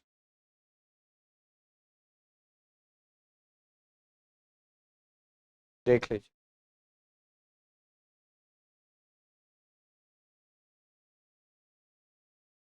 ठीक है सर। अगले सवाल पर चलते हैं। यदि 2 अंकीय संख्याओं ए और ए बी और सी डी का योगफल 3 अंकीय संख्याओं एक सी ई है, तो जैसे कि देखिए ए और बी और सी और डी का जो योग है वो एक सी ई है, जहां अक्षर A B C D E भिन्न अंकों को घतोतित करते हैं, ठीक है, डिनोट करते हैं। तो ए का मान क्या है, ए का मान ढूंढना है। अब देखिए यहाँ पे विकल्पों का इस्तेमाल कीजिए, ऐसे पता करने बैठेंगे तो बहुत समय लग जाएगा। कि ए का मान अगर 9 होता, मान लीजिए अगर ए का मान 9 होता तो बी का मान कुछ भी ले लीजिए, मान लीजिए 7 ले लिया, 97, तो सी और डी का मान हमने 15 ले लिया। अब देखिए अगर 9 और 1 को जोड़ने पर यहां पर 1 ही आना चाहिए क्योंकि सी का मान 1 है।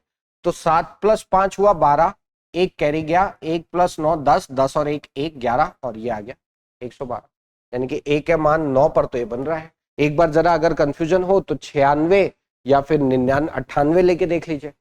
तो 9 पर तो आ रहा है, जरा एक बार 8 पे चेक करते हैं कि अगर ए का मान है 8, बी का मान है मान लो 9, और यहाँ पर एक रख के मैं कुछ भी रख लूँ, 12 रख लूँ, 13 रख लूँ, कोई फर्क नहीं पड़ता। मैं यहाँ पे 4 14 रख लेता हूँ, तो 9 4 13, एक और एक 9 10। ये नहीं आता सर, ये वाला अंक और ये वाला अंक मैच नहीं करता है, तो ये नहीं बनेगा। तो 9 पर ही बनेगा, 9 पर ही बनेगा, ए का मान 9 होना चाहिए। तो यहाँ पर विकल्प ही लेने पड़ते हैं आपको, वरना तो आप ढूंढते रह जाएंगे। चलिए अगले पर चलेंगे। प्रथम 7 धनपूर्ण संख्याओं के समुच्चय में 3 संख्याएं एक्स वाई जेड इस प्रकार चुनी जाती हैं कि x का मान 2y से बड़ा है और 2y का मान 3z से बड़ा है। इस प्रकार के कितने भिन्न एक्स वाई जेड संभव है? ठीक है सर। तो 1 से 7 तक जो धनपूर्ण संख्याएं हैं, मतलब जो अभाज्य संख्याएं हैं, उनके समूह में से आप 3 संख्याएं चुनते हैं। तो प्रथम 7 धनपूर्ण संख्याएं जो है, माफ कीजिएगा, अभाज्य संख्या नहीं है, प्रथम 7 धनपूर्ण संख्याएं हैं। तो प्रथम 7 धनपूर्ण संख्या क्या होंगी? 1 2 3 4 5 6 और 7। ठीक है, तो इन 7 धनपूर्ण संख्याओं के समूह में से आप एक्स वाई जेड 3 संख्याएं ऐसी चुननी है कि जहां पे x का मान 2y से बड़ा हो और 2y का मान 3z से बड़ा हो। तो मान लीजिए z का मान है 1, 3 गुणा 1 3। अब y का मान मैं 2 लिख सकता हूं, 2 गुणा 2 4। तो अब देखिए 3 से बड़ा 4 और 4 से बड़े 5 6 7 तीनों हो सकते हैं, 5 6 7 तीनों हो सकते हैं। तो x अगर 5 है तो एक समूह क्या बना कि x अगर 5 है तो y 2 है और z 1 है। फिर 6 2 1 बन सकता है, फिर 7 2 1 बन सकता है। ठीक है, उसी हिसाब से अब देखिए, अगर z के मान को मैं बदलूं, 2 रख दूं, तो 3 गुणा 2 6 होता है। लेकिन 6 से 2 बड़ी संख्या नहीं है समूह में, 6 से 2 बड़ी संख्या नहीं है, एक ही बड़ी संख्या है। तो 2 बड़ी संख्याओं का मान 6 से बड़ा कैसे हो सकता है? तो यहां पर तो z को एक ही रखना पड़ेगा, y को हम बदलकर 3 कर देते हैं। तो 2 गुणा 3 6, 6 3 से बड़ा है और यहाँ पर x का मान 7 हो जाए। तो देखिए 7 6 से बड़ा है, 6 3 से बड़ा है। तो एक और समूह बन सकता है 7 3 1 का। तो ऐसे कितने समूह बन पा रहे हैं सर? 4 बन पा रहे हैं, देख लीजिए।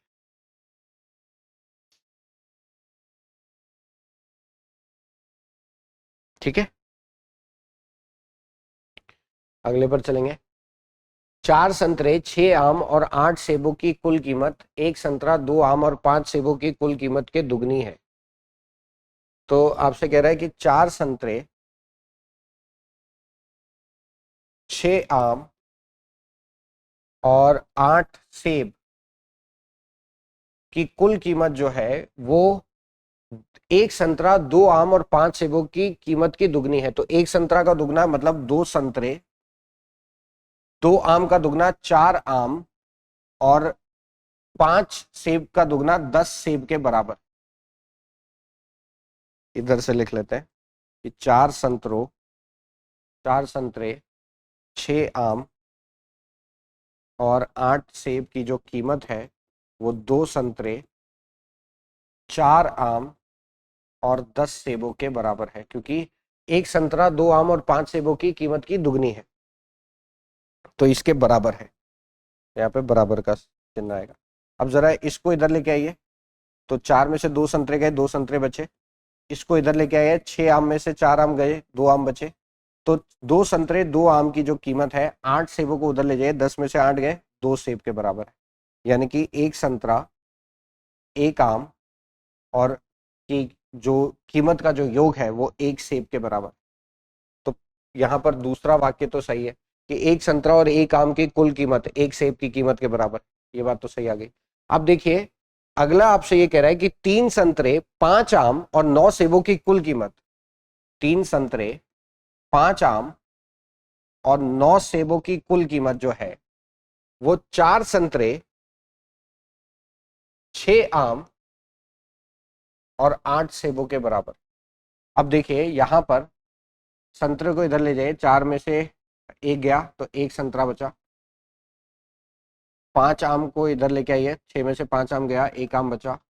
और 8 सेब को इधर लेके जाइए तो 9 में से 8 सेब गया तो 1 सेब बचा। यानी कि देखिए 1 संतरा, 1 आम की 1 संतरा और 1 आम की कीमत का जो योग है वो 1 सेब की कीमत के बराबर है। यानी कि पहला जो वाक्य है वो भी दूसरे वाक्य की ही बात कह रहा है, तो पहला भी सही। तो यहाँ पर 1 और 2 दोनों सही। यहाँ पर 1 और 2 दोनों सही हैं। पहला और जो दूसरा वाक्य है वो कहे एक ही बात रहे हैं, देखा जाए एक ही तरीके की बात कहे, तो ये जवाब हो जाएगा। ये उसी का ही इंग्लिश ट्रांसलेशन है। अगला सवाल, 32 की पावर 32 की घात 5 जोड़ 27 2 की घात 27 किससे भाज्य है? अच्छा, तो आप देखिए यहाँ पर 32 को मैं लिख सकता हूँ 2 की घात 5, तो 2 की घात 5 की घात 5 जोड़ 2 की घात 27, तो ये हो गया 2 की घात 25 प्लस 2 की घात 27। अगर 2 की घात 25 यहाँ से कॉमन ले लूँ तो ये बचा 1 प्लस 2 की घात 2, 1 प्लस 2 की घात 2 यानी कि 4 हुआ, 4 और 1 5 हुआ, तो 2 की घात 25 गुणा 5। अब आपको पता है 5 गुणा 2 हमेशा 10 होता है, 5 गुणा 2 हमेशा 10 होता है, यानी कि संख्या में जो आखिरी इकाई अंक है वो शून्य हुआ, तो ये संख्या जाहिर सी बात है 10 से तो भाज्य है ही, ये संख्या 10 से भाज्य है ही। ठीक है, क्योंकि 5 गुणा 2 हमेशा 10 होगा, ये 1 प्लस 4 हो गया ना, 1 प्लस 4 होता है 5, 5 को 2 से गुणा करिए 10 आएगा, यानी कि इकाई अंक हमेशा शून्य होगा, शून्य इकाई अंक होगा तो वो संख्या 10 से भाज्य तो होगी। यहाँ पे जवाब क्या हो गया? सी। ठीक है, अगले पर चलेंगे। मान लीजिए पी और क्यू धन पूर्णांक है, जो P जो है जहां पर P Q से छोटा है और P और Q का जो मान है, P और Q का जो योग है वो K को संतुष्ट करता है। K का वह लघुत्तम मान क्या है जो P और Q को अद्वितीय निर्धारित नहीं कर सकता? ठीक है, मतलब यूनिकली निर्धारित नहीं कर सकता। तो देखिए P Q से छोटा होना चाहिए और P प्लस Q का जो योग है वो K के बराबर होना चाहिए, यानी कि योग एक K का मान एक तो ले नहीं सकता, क्योंकि P और Q के मानों पर वो एक तो बनेगा नहीं। ठीक है, वो एक तो बनेगा नहीं, बराबर बराबर नहीं ले सकते, P Q से छोटा होना चाहिए, दो रखने पर भी P और Q एक और एक होंगे तभी वो दो बनेगा, वो भी हो नहीं सकता। फिर आप यहां पर देखेंगे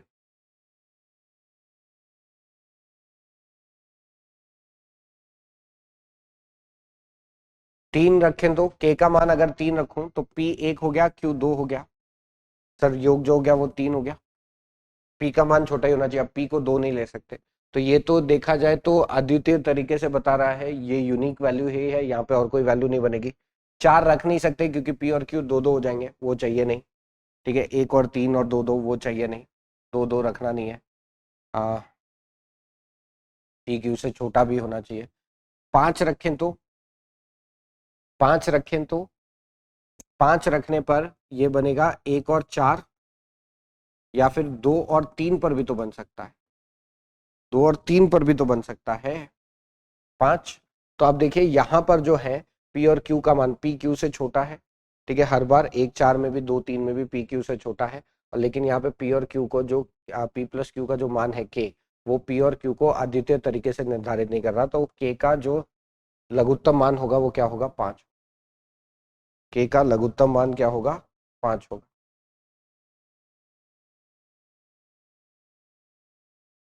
ठीक है,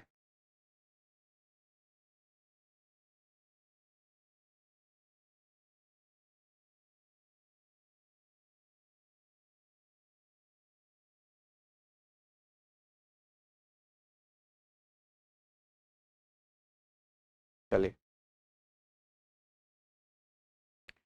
अगला देखेंगे। एक प्रश्न दिया गया है जिसके बाद दो कथन एक और दो दिए गए हैं। प्रश्न और कथनों पर विचार कीजिए। प्रश्न, m और n के मान क्या है जहां m और n धनपूर्ण संख्याएं हैं? कथन एक, m प्लस n बड़ा है m गुणा n से और m बड़ा है n से। अच्छा, तो ये आपका डाटा सफिशिएंसी का प्रश्न है, डाटा पर्याप्तता का। तो यहाँ पर देखिए, अगर पहले कथन को देख के क्या हम जवाब दे सकते हैं कि m प्लस n का जो मान है, ठीक है, वो m और n से बड़ा है। तो m प्लस n का जो योग है वो m और n का जो योग है वो उनके गुणनफल से बड़ा है, गुणन से बड़ा है। ये तो तभी हो सकता है जब m या n, क्योंकि m n से बड़ा होना चाहिए, तो ये तो तभी पॉसिबल है जब n का मान 1 हो, m का मान 1 हो, क्योंकि देखिए अगर m का मान 2 है, n का मान 1 है, तो 2 + 1 होता है 3, और इनका गुणज होगा 2 × 1 2, तो 3 तो 2 से बड़ा हो गया, इनका जो योग हो गया वो इनके गुणज से बड़ा हो गया। फिर उसी हिसाब से अगर मैं m का मान 3 ले लूं, n का मान 1 ले लूं, तो इनका जो योग हो गया वो हो गया 4, और इनका गुणज जो हो गया वो हो गया 3, तो 4 3 से बड़ा है। ऐसे तो बहुत सारी संख्या बनेंगी, 4 1 पे भी बनेगा, 5 1 पे भी बनेगा, 6 1 पे भी बनेगा। तो पहले कथन से तो मैं जवाब नहीं दे पा रहा कि m और n का मान क्या होगा, पहले कथन से तो नहीं आएगा। दूसरे कथन को देखें कि u और द का गुणनफल 24 है, सर ये m और n होगा। अंग्रेजी में देख लेते हैं, m और n, हाँ देखिए m और n का जो गुणज है वो 24 है। अब m और n का गुणज जो है वो 24 है, ये कहाँ कहाँ पॉसिबल है सर? 24 और 1 पे पॉसिबल है, या 1 24 पे पॉसिबल है, क्योंकि अब नहीं पता कि m n से बड़ा है कि नहीं, केवल दूसरे कथन से ये नहीं पता पड़ता कि m n से बड़ा है कि नहीं। तो 24 1 1 24, 12 2 पर भी पॉसिबल है, ठीक है, 2 12 पर भी पॉसिबल है, फिर आपका 8 3 पर भी 6 4 पर भी पॉसिबल है, 8 3 पर भी पॉसिबल है, और ये बदल भी सकते हैं। तो यहाँ पर m और n का मान क्या होगा ये भी नहीं बता सकते आप, क्योंकि 24 गुणन तो बहुत सारी संख्याओं में बन सकता है। तो दूसरे कथन से भी जवाब नहीं मिलता। लेकिन अब अगर इन दोनों को जोड़ दिया जाए कि m + n का जो योग है वो mn से बड़ा है, m + n का जो योग है वो mn से बड़ा है, तो और दोनों का गुणज जो 24 है, यानी कि m का मान हो गया 24, n का मान हो गया 1, दोनों का योग हो गया 25, और दोनों का जो गुणज हो गया वो गया 24। अब देखिए ये बड़ा है, m n से बड़ा है, दोनों का जो योग है, ठीक है, वो 25 हो गया, वो उनके गुणन से बड़ा है, और दोनों का गुणनफल 24 हो गया। तो यहाँ पर जो जवाब हो जाएगा, दोनों कथनों को जोड़ने पर आ रहा है, प्रश्न का उत्तर दोनों कथनों का एक साथ प्रयोग कर दिया जा सकता है, किंतु अकेले किसी भी एक कथन का प्रयोग कर नहीं दिया जा सकता है, तो सी जवाब हो गया। अब ये तभी पॉसिबल है, देख लीजिए, ठीक है, जब m 24 हो n 1 हो, तभी ये पॉसिबल है कि m n से बड़ा होगा, m और n का योग 24 + 1 25, उनके गुणा 24 × 1 से बड़ा होगा, ठीक है, और m और n का गुणनफल 24 आ ही गया, तो दोनों कथनों का इस्तेमाल करना, तो आपका जवाब हो गया सी। ये उसी का इंग्लिश ट्रांसलेशन हो गया। अगले सवाल पर चलते हैं। एक प्रश्न दिया गया है, ये भी डाटा सफिशिएंसी है, सॉफ्टवेयर को डाउनलोड करने में कितने समय की आवश्यकता है? कथन 1, सॉफ्टवेयर की साइज 12 मेगाबाइट है। तो सॉफ्टवेयर की साइज 12 मेगाबाइट है, लेकिन डाउनलोड रेट क्या है, स्पीड क्या है हमारे इंटरनेट की? सर वो तो दी नहीं, तो हम कैसे बता दें? मान लो स्पीड अगर हमारी एक 100 MBPS है, 200 MBPS है, 300 MBPS है, 1 GBPS है, तो सर 12 मेगाबाइट के सॉफ्टवेयर को डाउनलोड करने में अलग अलग टाइम लगेगा ना, 100 पे ज्यादा लगेगा, 200 पे थोड़ा कम लगेगा, 300 पे और कम लगेगा, 400 की स्पीड पे और कम लगेगा, 1 GBPS पे तो बहुत कम लगेगा।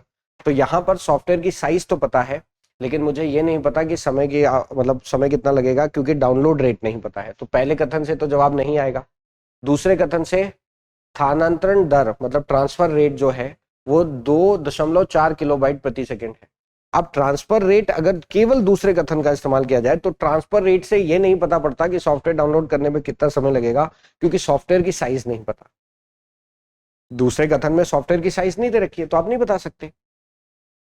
केवल ट्रांसफर रेट से कैसे बताएंगे? नहीं बता पाएंगे। तो यहां पर अगर आप ध्यान से देखेंगे तो सर कथन 2 से भी आप जवाब नहीं दे सकते, केवल कथन 2 से भी आप जवाब नहीं दे सकते। तो यहां पर अब क्या करना पड़ेगा, दोनों कथनों को जोड़कर देखना होगा कि सॉफ्टवेयर की साइज जो है वो 12 मेगाबाइट है और ट्रांसफर रेट जो है वो 2.4 किलोबाइट है। तो जाहिर सी बात है कि 12 मेगाबाइट की जो साइज होगी उसको आप 2.4 की ट्रांसफर रेट से अगर भाग देंगे तो आपको समय मिल जाएगा। तो प्रश्न का उत्तर दोनों कथनों का एक साथ प्रयोग कर दिया जा सकता है, इसमें भी जवाब सी होगा।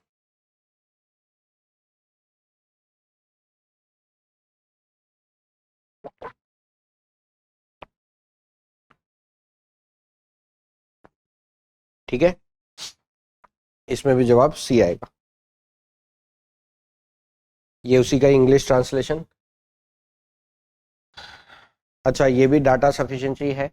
प्रश्न x और y के अद्वितीय मान क्या है जहां x और y भिन्न धनपूर्ण संख्याएं हैं। तो x और y के अद्वितीय मतलब यूनिक मान बताने हैं। जहां एक्स और वाई धनपूर्ण संख्या है, एक्स बटा वाई विषम है। सर एक्स बटा वाई विषम है, इससे ये तो समझ में नहीं आता कि एक्स बटा वाई अगर विषम है कि एक्स और वाई का यूनिक मान क्या होगा। एक्स और वाई का यूनिक मान क्या आएगा ये तो हम नहीं बता सकते ना।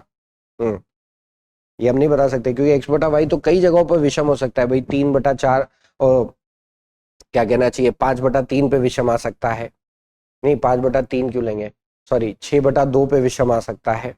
ठीक है 6/2 पे विषम आ सकता है, 15/3 पे विषम आ सकता है, 9/3 पे विषम आ सकता है। ठीक है तो एक्स बटा वाई तो विषम कई जगहों पे आ सकता है, तो इससे एक्स और वाई का यूनिक मान तो पता नहीं पड़ता। अगर केवल दूसरा कथन ले कि एक्स गुणा वाई 12 है, तो एक्स गुणा वाई 12 है तो ये 12 1 पे बन सकता है और दोनों बदल भी सकते हैं। ठीक है 2 6 पे बन सकता है, 6 2 पे बन सकता है, 3 4 पे बन सकता है, 4 3 पे बन सकता है। तो इससे भी एक्स और वाई के जो मान है वो यूनिक मान नहीं पता पड़ते, अद्वितीय मान नहीं पता पड़ते। तो कथन 2 से भी आप जवाब नहीं दे सकते। तो कथन 1 से व्यक्तिगत रूप से नहीं मिलेगा, कथन 2 से व्यक्तिगत रूप से नहीं मिलेगा। दोनों को जरा जोड़ देते हैं। अगर मैं दोनों को जोड़ दूं कि एक्स और वाई का मान 12 है, एक्स और वाई का जो गुणज है वो 12 है, यहाँ पे एक्स बटा वाई एक विषम है, मतलब एक्स को जाहिर सी बात है बड़ा होना पड़ेगा। तो 12 1, लेकिन 12 1 पे एक्स गुणा वाई, 12 गुणा 1 12 तो होगा, लेकिन 12/1 ये विषम संख्या नहीं आएगी, ये सम संख्या आएगी। 6 और 2 ले लें तो कि एक्स 6 है वाई 2 है, तो 6 गुणा 2 12 होता है, और 6/2 3 जो कि एक विषम संख्या होती है, तो यहाँ तो बनेगा। अच्छा 3 4 पे भी हमने 4 3 पे भी हमने देखा था एक्स बड़ा होना चाहिए क्योंकि एक्स बटा वाई विषम आ रहा है तो एक्स बड़ा होगा। 4 गुणा 3 12 होगा, लेकिन 4/3 ये तो होगा ही नहीं। ठीक है और कहीं पे 12 जाएगा नहीं, तो जाहिर सी बात है 6 और 2, एक्स का मान 6 वाई का मान 2, यहीं पर जो एक्स बटा वाई है वो विषम संभव है और एक्स गुणा वाई 12 संभव है। तो दोनों कथनों को एक साथ प्रयोग कर जो है वो जवाब दिया जा सकता है। ये यहाँ पे जवाब होगा आपका। ठीक है ये उसी का इंग्लिश रूप ट्रांसलेशन है। अब ये देखिए एक प्रश्न दिया गया है जिसके बाद 2 कथन 1 और 2 दिए गए हैं। प्रश्न कथनों पर विचार कीजिए। एक निश्चित धनराशि एक्स वाई और जेड के बीच बांटी गई, किसे सबसे कम धनराशि प्राप्त हुई। अच्छा एक निश्चित राशि जो है वो एक्स वाई और जेड के बीच में आप बांट रहे हैं और आपको ये बताना है किसे सबसे कम धनराशि प्राप्त हुई। तो वाई और जेड को मिलाकर जो धनराशि मिली, एक्स को उसका 4/5 हिस्सा प्राप्त हुआ। तो एक्स को जो वाई और जेड को कुल मिलाकर जो धनराशि प्राप्त हुई उसका 4/5 हिस्सा एक्स को मिला, यानी कि एक्स बटा वाई प्लस जेड का मान कितना है 4/5। कि एक्स को जो धनराशि मिली, ठीक है वो वाई और जेड को मिलाकर जो धनराशि मिली, एक्स को उस धनराशि का 4/5 मिला। ठीक है तो इससे सर ये तो नहीं पता पड़ता कि, इससे ये तो पता पड़ता है कि जब x का मान 4 है तो y और z का कुल मिलाकर मान 5 है, लेकिन इससे ये नहीं पता पड़ता कि y और z में किसका मान ज्यादा है किसका कम है। y और z में किसका मान ज्यादा है किसका कम है ये नहीं पता चलता इस कथन से। तो पहले कथन से व्यक्तिगत रूप से जवाब तो मिलेगा नहीं। दूसरे कथन को देखें, x और z को मिलाकर जो धनराशि मिली, x को उसका 2/7 हिस्सा प्राप्त हुआ। ठीक है नहीं, एक्स और जेड को मिलाकर जो धनराशि मिली उसका एक्स का 2/7 नहीं होगा सर, वाई का होगा मेरे ख्याल से। हाँ वाई को 2/7 उसका हिस्सा प्राप्त हुआ। तो एक्स और जेड को मिलाकर जो धनराशि प्राप्त हुई, वाई को उसका 2/7 हिस्सा प्राप्त हुआ। तो वाई बटा एक्स प्लस जेड का मान कितना है 2/7। कि सर एक्स और जेड को कुल मिलाकर जो भी धनराशि मिली, वाई को उस धनराशि का 2/7 मिला।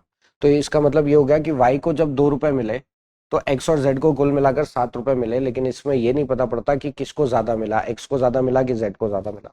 तो केवल कथन 2 से भी जवाब नहीं मिलता। अब दोनों कथनों को अगर जोड़ दिया जाए कि सर अगर एक्स का मान 4 है तो वाई का मान, वाई प्लस जेड का मान 5 है, और वाई का मान अगर 2 है तो एक्स प्लस जेड का मान 7 है। तो यानी कि यहां से ये पता पड़ता है कि x का मान 4 है, y का मान 2 है। अब यहां पर अगर आप 2 रख दें तो 2 प्लस जेड बराबर 5 है, तो z का मान 3 आ गया।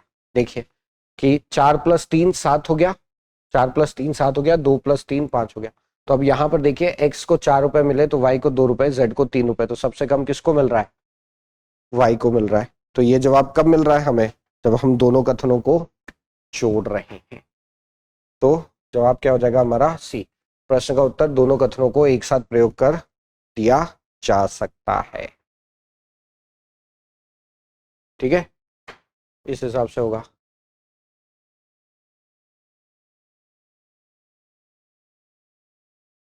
जवाब हो गया आपका सी, उसका इंग्लिश ट्रांसलेशन।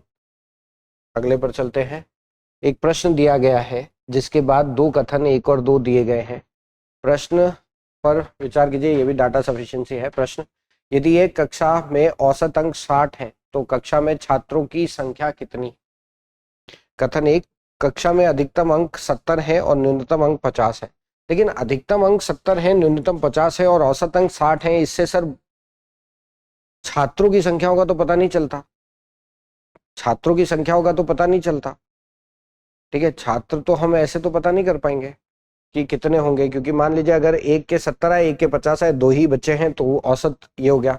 अगर दो के 70 आए, दो के 50 आए तो 240/4, तब भी तो ये आपका 60 ही आता है। तो 4 बच्चे हैं कि 2 बच्चे हैं ये तो पता ही नहीं पड़ा। तो कथन एक से व्यक्तिगत रूप से तो जवाब नहीं मिलेगा। कक्षा में अधिकतम अंक और न्यूनतम अंक को छोड़ देने से औसत में कोई अंतर नहीं आता। कि सर आप अधिकतम अंक छोड़ दीजिए, न्यूनतम अंक छोड़ दीजिए, तो क्या औसत में कोई अंतर नहीं आएगा? तो क्या बच्चों की संख्या को पता पड़ेगा? तब भी नहीं पता पड़ेगा कि बाकी बच्चों के 60 आते हैं या फिर 70, मतलब किस रेंज में आते हैं ये तो हम जानते ही नहीं, तो इससे भी पता नहीं चलेगा। और दोनों को अगर आप जोड़ दें तब भी पता नहीं चलेगा कि अधिकतम 70 है, न्यूनतम 50 है। दोनों को अगर आप जोड़ेंगे तब भी पता नहीं चलेगा कि क्या बनेगा। तो यहां पर तो जवाब आएगा ही नहीं। प्रश्न का उत्तर दोनों कथनों का एक साथ प्रयोग कर भी नहीं दिया जा सकता। ठीक है,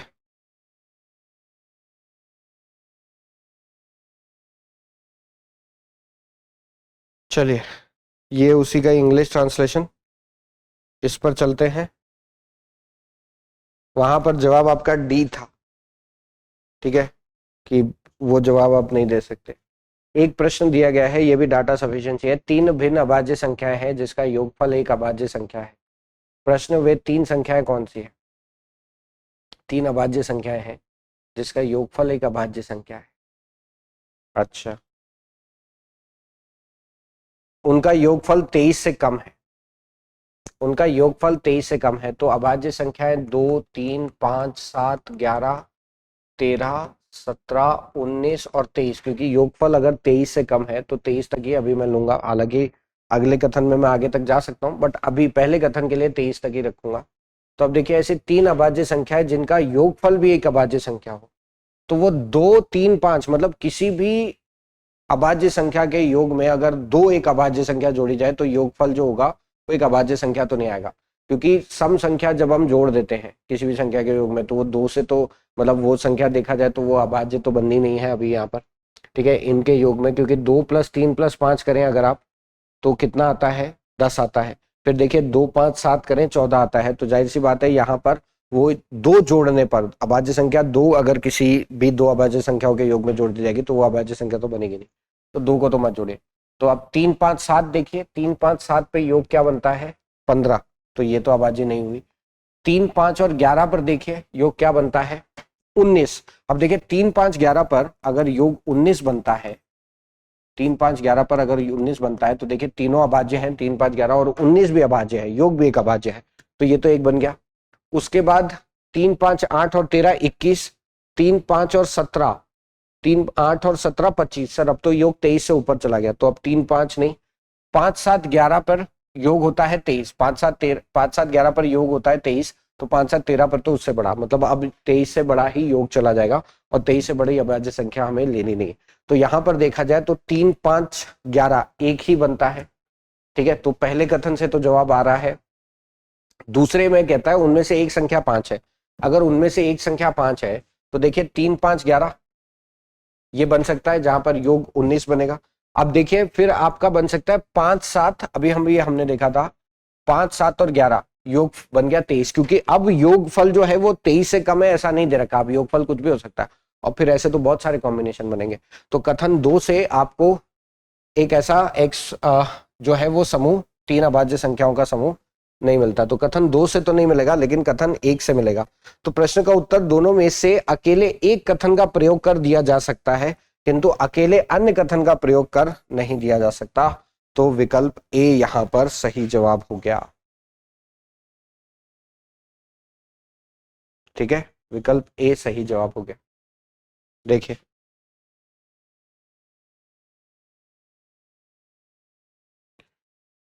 ठीक है, तो ये उसी का इंग्लिश ट्रांसलेशन है, इसको करते हैं।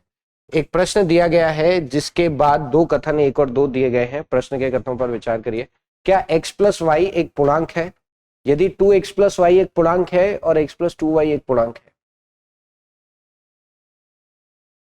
ठीक है सर, अब देखिए x प्लस वाई अगर एक पूर्णांक है तो अगर 2x एक पूर्णांक हो जाए तो y को तो पूर्णांक होना ही पड़ेगा। लेकिन यहाँ पे 2x अगर एक पूर्णांक ना हो, डेसिमल में भी तो जा सकते हैं कि अगर मान लीजिए कि x का मान अगर 1.3 है तो 2 गुणा 1.3 2 गुणा 6 होता है, और y अगर 1.4 है तो ये एक पूर्णांक तो बन गया, ये एक पूर्णांक तो बन गया, है ना। और यहां पर अगर मैं इसको 1.3 ले लूं और इसको 1.4 ले लूं तब भी ये पूर्णांक बन गया। ठीक है, लेकिन x प्लस वाई पूर्णांक नहीं बनेगा। 1.4 प्लस 1.4 ये पूर्णांक नहीं बनेगा। और अगर मैं एक ही एक वैल्यू भी लूं इनको पूर्णांक बनाने की तब भी नहीं बनेगा, नहीं बनेगा सर, क्योंकि 2x प्लस वाई से ये एक पूर्णांक है, यहाँ से x और y का मान नहीं पता पड़ता। आप भिन्न में भी तो जा सकते हैं। लाइक अगर आप x का मान 4/3 लें और ये y का मान 1/3 लें तो देखिए ये योग करने पर आपको 8 और 1 ये हो जाएगा, और ये 2 और 4 6। हाँ, लेकिन फिर ये x प्लस वाई नहीं बनेगा, तो ये नहीं होगा। यहाँ पर आपका जो जवाब हो जाएगा डी। प्रश्न का उत्तर दोनों कथनों का एक साथ प्रयोग कर भी नहीं दिया जा सकता, नहीं दिया जा सकता, क्योंकि सर x और y का मान क्या आएगा ये आप नहीं बता सकते, नहीं बता सकते।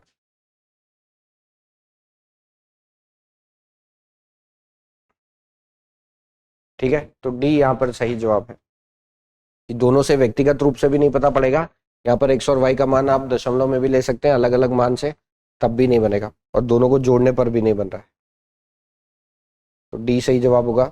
ये यहाँ पर इसका इंग्लिश ट्रांसलेशन है। अब ये आ गया। एक व्यक्ति 50 में से 3 वस्तुएं PQR खरीदता है 50 रुपए में। राइट, एक व्यक्ति 50 रुपए में 3 वस्तुएं PQR खरीदता है। वस्तु Q की कीमत 16 रुपए है जो न्यूनतम है। तो देखिए P plus Q plus R इन तीनों की मिलाकर कीमत 50 रुपए है, जिसमें से Q की कीमत अगर 16 रुपए है तो P और R की कीमत कुल मिलाकर 34 रुपए हो गई।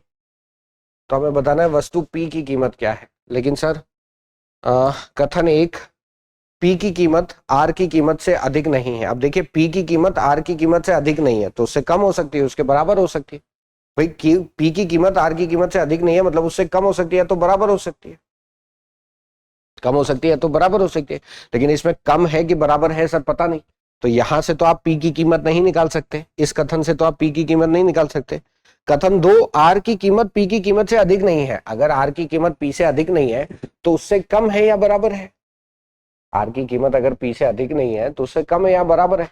लेकिन कम है कि बराबर है तो यहाँ पे क्या वैल्यू रखें वो नहीं समझ में आती, तो P की तो कीमत अभी भी नहीं निकल सकती। लेकिन अब अगर आप इन दोनों कथनों को जोड़ दें कि P की कीमत R से अधिक नहीं है और R की कीमत P से अधिक नहीं है, ये तभी संभव है जब P और R की कीमत बराबर हो। सर P की कीमत R से अधिक नहीं है, R की कीमत P से अधिक नहीं है, तभी संभव है जब P और R की कीमत बराबर हो। यानी कि ये 17 रुपए, ये 17 रुपए, दोनों मिलाकर 34 रुपए, तो P की कीमत पता लग गई। P की कीमत R से अधिक नहीं है, R की कीमत P से अधिक नहीं है, मतलब ये तभी हो सकता है जब दोनों की कीमत बराबर हो। ठीक है, तो यहाँ पर जवाब क्या हो जाएगा कि दोनों कथनों को जोड़कर हम दे सकते हैं जवाब। प्रश्न का उत्तर दोनों कथनों का एक साथ प्रयोग कर दिया जा सकता है, सी। ठीक है, चलिए ये उसी का इंग्लिश ट्रांसलेशन है। यहां पर अगर आप देखें PQR और S एक परीक्षा में भाग लेते हैं। प्रश्न, क्या P ने Q से अधिक अंक प्राप्त किए? क्या P ने Q से अधिक अंक प्राप्त किए? तो कथन एक, P और Q द्वारा प्राप्त किए गए अंकों का योगफल R और S द्वारा प्राप्त किए गए अंकों के योगफल के बराबर है। तो P और Q के द्वारा प्राप्त किए गए अंकों का योग आर और एस के द्वारा प्राप्त किए गए अंकों के योग के बराबर है। बट इससे सर पी और क्यू में तो कोई संबंध स्थापित नहीं होता कि पी और क्यू में कौन बड़ा है, राइट। फिर तो पहले कथन से तो जवाब नहीं मिलेगा। दूसरे कथन से पी और एस के अंकों का योगफल क्यू और आर के प्राप्त अंकों के योगफल से अधिक है। पी और एस का योगफल क्यू और आर से अधिक है। बट सर इससे भी ये नहीं पता पड़ता कि पी और क्यू में कौन अधिक है, क्योंकि एस और आर के लिए अभी कुछ कह नहीं सकते। तो यहां पर दोनों कथनों से जवाब नहीं आ रहा है सर, दोनों कथनों से जवाब नहीं आ रहा है, राइट। तो यहां पर जवाब हो गया हमारा डी। प्रश्न का उत्तर दोनों कथनों का एक साथ प्रयोग कर भी नहीं दिया जा सकता। ये उसी का इंग्लिश ट्रांसलेशन।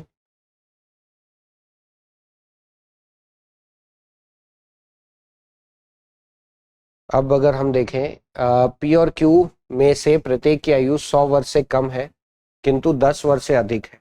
तो पी और क्यू की प्रत्येक की आयु 100 वर्ष से कम है लेकिन किंतु 10 से अधिक है, यानी कि पी की आयु 11 से लेकर 99 तक कुछ भी हो सकती है, क्यू की आयु भी 11 से 99 तक कुछ भी हो सकती है।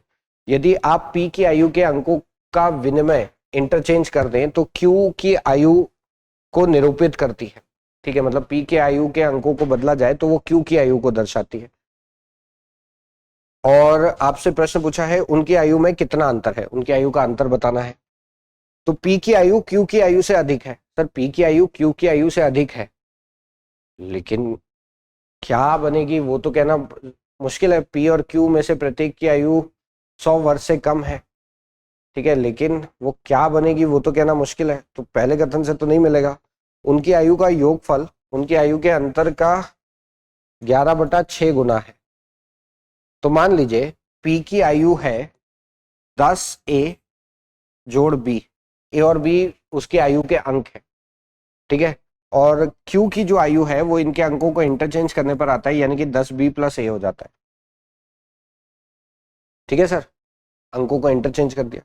तो अब उनकी आयु का जो योगफल है, यानी कि पी और क्यू का जो योगफल है, यानी कि 10A + B जोड़ 10B + A, जो कि हो गया 11A + 11B, ये बराबर है 11/6 उनके आयु के अंतर के।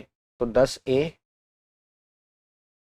जोड़ B घटा 10B घटा A, तो ये कितना आ जाएगा 9A घटा 9B, इसके बराबर होगा। तो अब ये 11 से कॉमन लेके कट जाएगा, ये 6 इधर ले आइए, तो 6A + 6B बराबर 9A घटा 9B। तो यहाँ से A इधर गया, ये इधर आया, तो 3A बराबर 15B। तो A/B कितना हो गया सर 5/1, यानी कि A अगर 5 है तो B 1 होगा। तो अब देख लीजिए ये 5 रखा, इधर 1 रखा, तो ये हो गई इसकी उम्र 51, और ये इंटरचेंज कर दिया तो ये आई 15। देखिए P का मान Q से अधिक है, P की आयु Q से अधिक है, ठीक है, वो तो जरूरत है भी नहीं। उनकी आयु का योगफल उनकी आयु के अंतर का 11/6, ठीक है। उनकी आयु का योगफल उनकी आयु के अंतर का 11/6 है, ठीक है। तो पहले की तो जरूरत है नहीं। अब जरा उल्टा करके देख लेते हैं कि Q घटा P भी पे होना चाहिए। देखिए P + Q तो यही आएगा 11A + 11B। अब ये Q घटा P करके देख लीजिए, क्योंकि कौन बड़ा है, P बड़ा है कि Q बड़ा है ये तो हम जानते नहीं। तो अब Q को Q से घटा के देख लीजिए, तो 10B में से B घटा, यानी कि ये आया 11/6, ये आया 9B घटा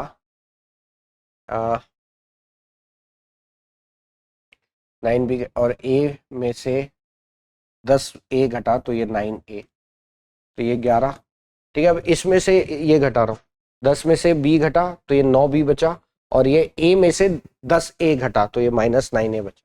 तो अब 6A + 6B बराबर ये हो जाएगा 9B घटा 9A। तो अब आप देखिए यहाँ पर इसको इधर ले जाइए, इसको इधर लाइए, तो 15A बराबर 3B। तो A/B कितना आया 1/5, यानी कि अगर P जो हो गया A/B 1/5 आया ना, हाँ। तो अगर ये हो गया आपका 15 तो ये हो गया 51, लेकिन उससे अंतर तो बदलेगा नहीं, अंतर तो तब भी वही रहेगा। सर अंतर नहीं बदलने वाला, तो P और Q उनकी आयु में कितना अंतर है उससे कोई फर्क नहीं पड़ेगा। तो केवल कथन 2 से हम जवाब दे सकते हैं। तो हमारा जवाब यहाँ पे हो जाएगा कि प्रश्न कथन दोनों में से अकेले एक कथन का प्रयोग कर दिया जा सकता है, किंतु अकेले अन्य कथन का प्रयोग कर नहीं दिया जा सकता। ठीक है, ये सही जवाब है।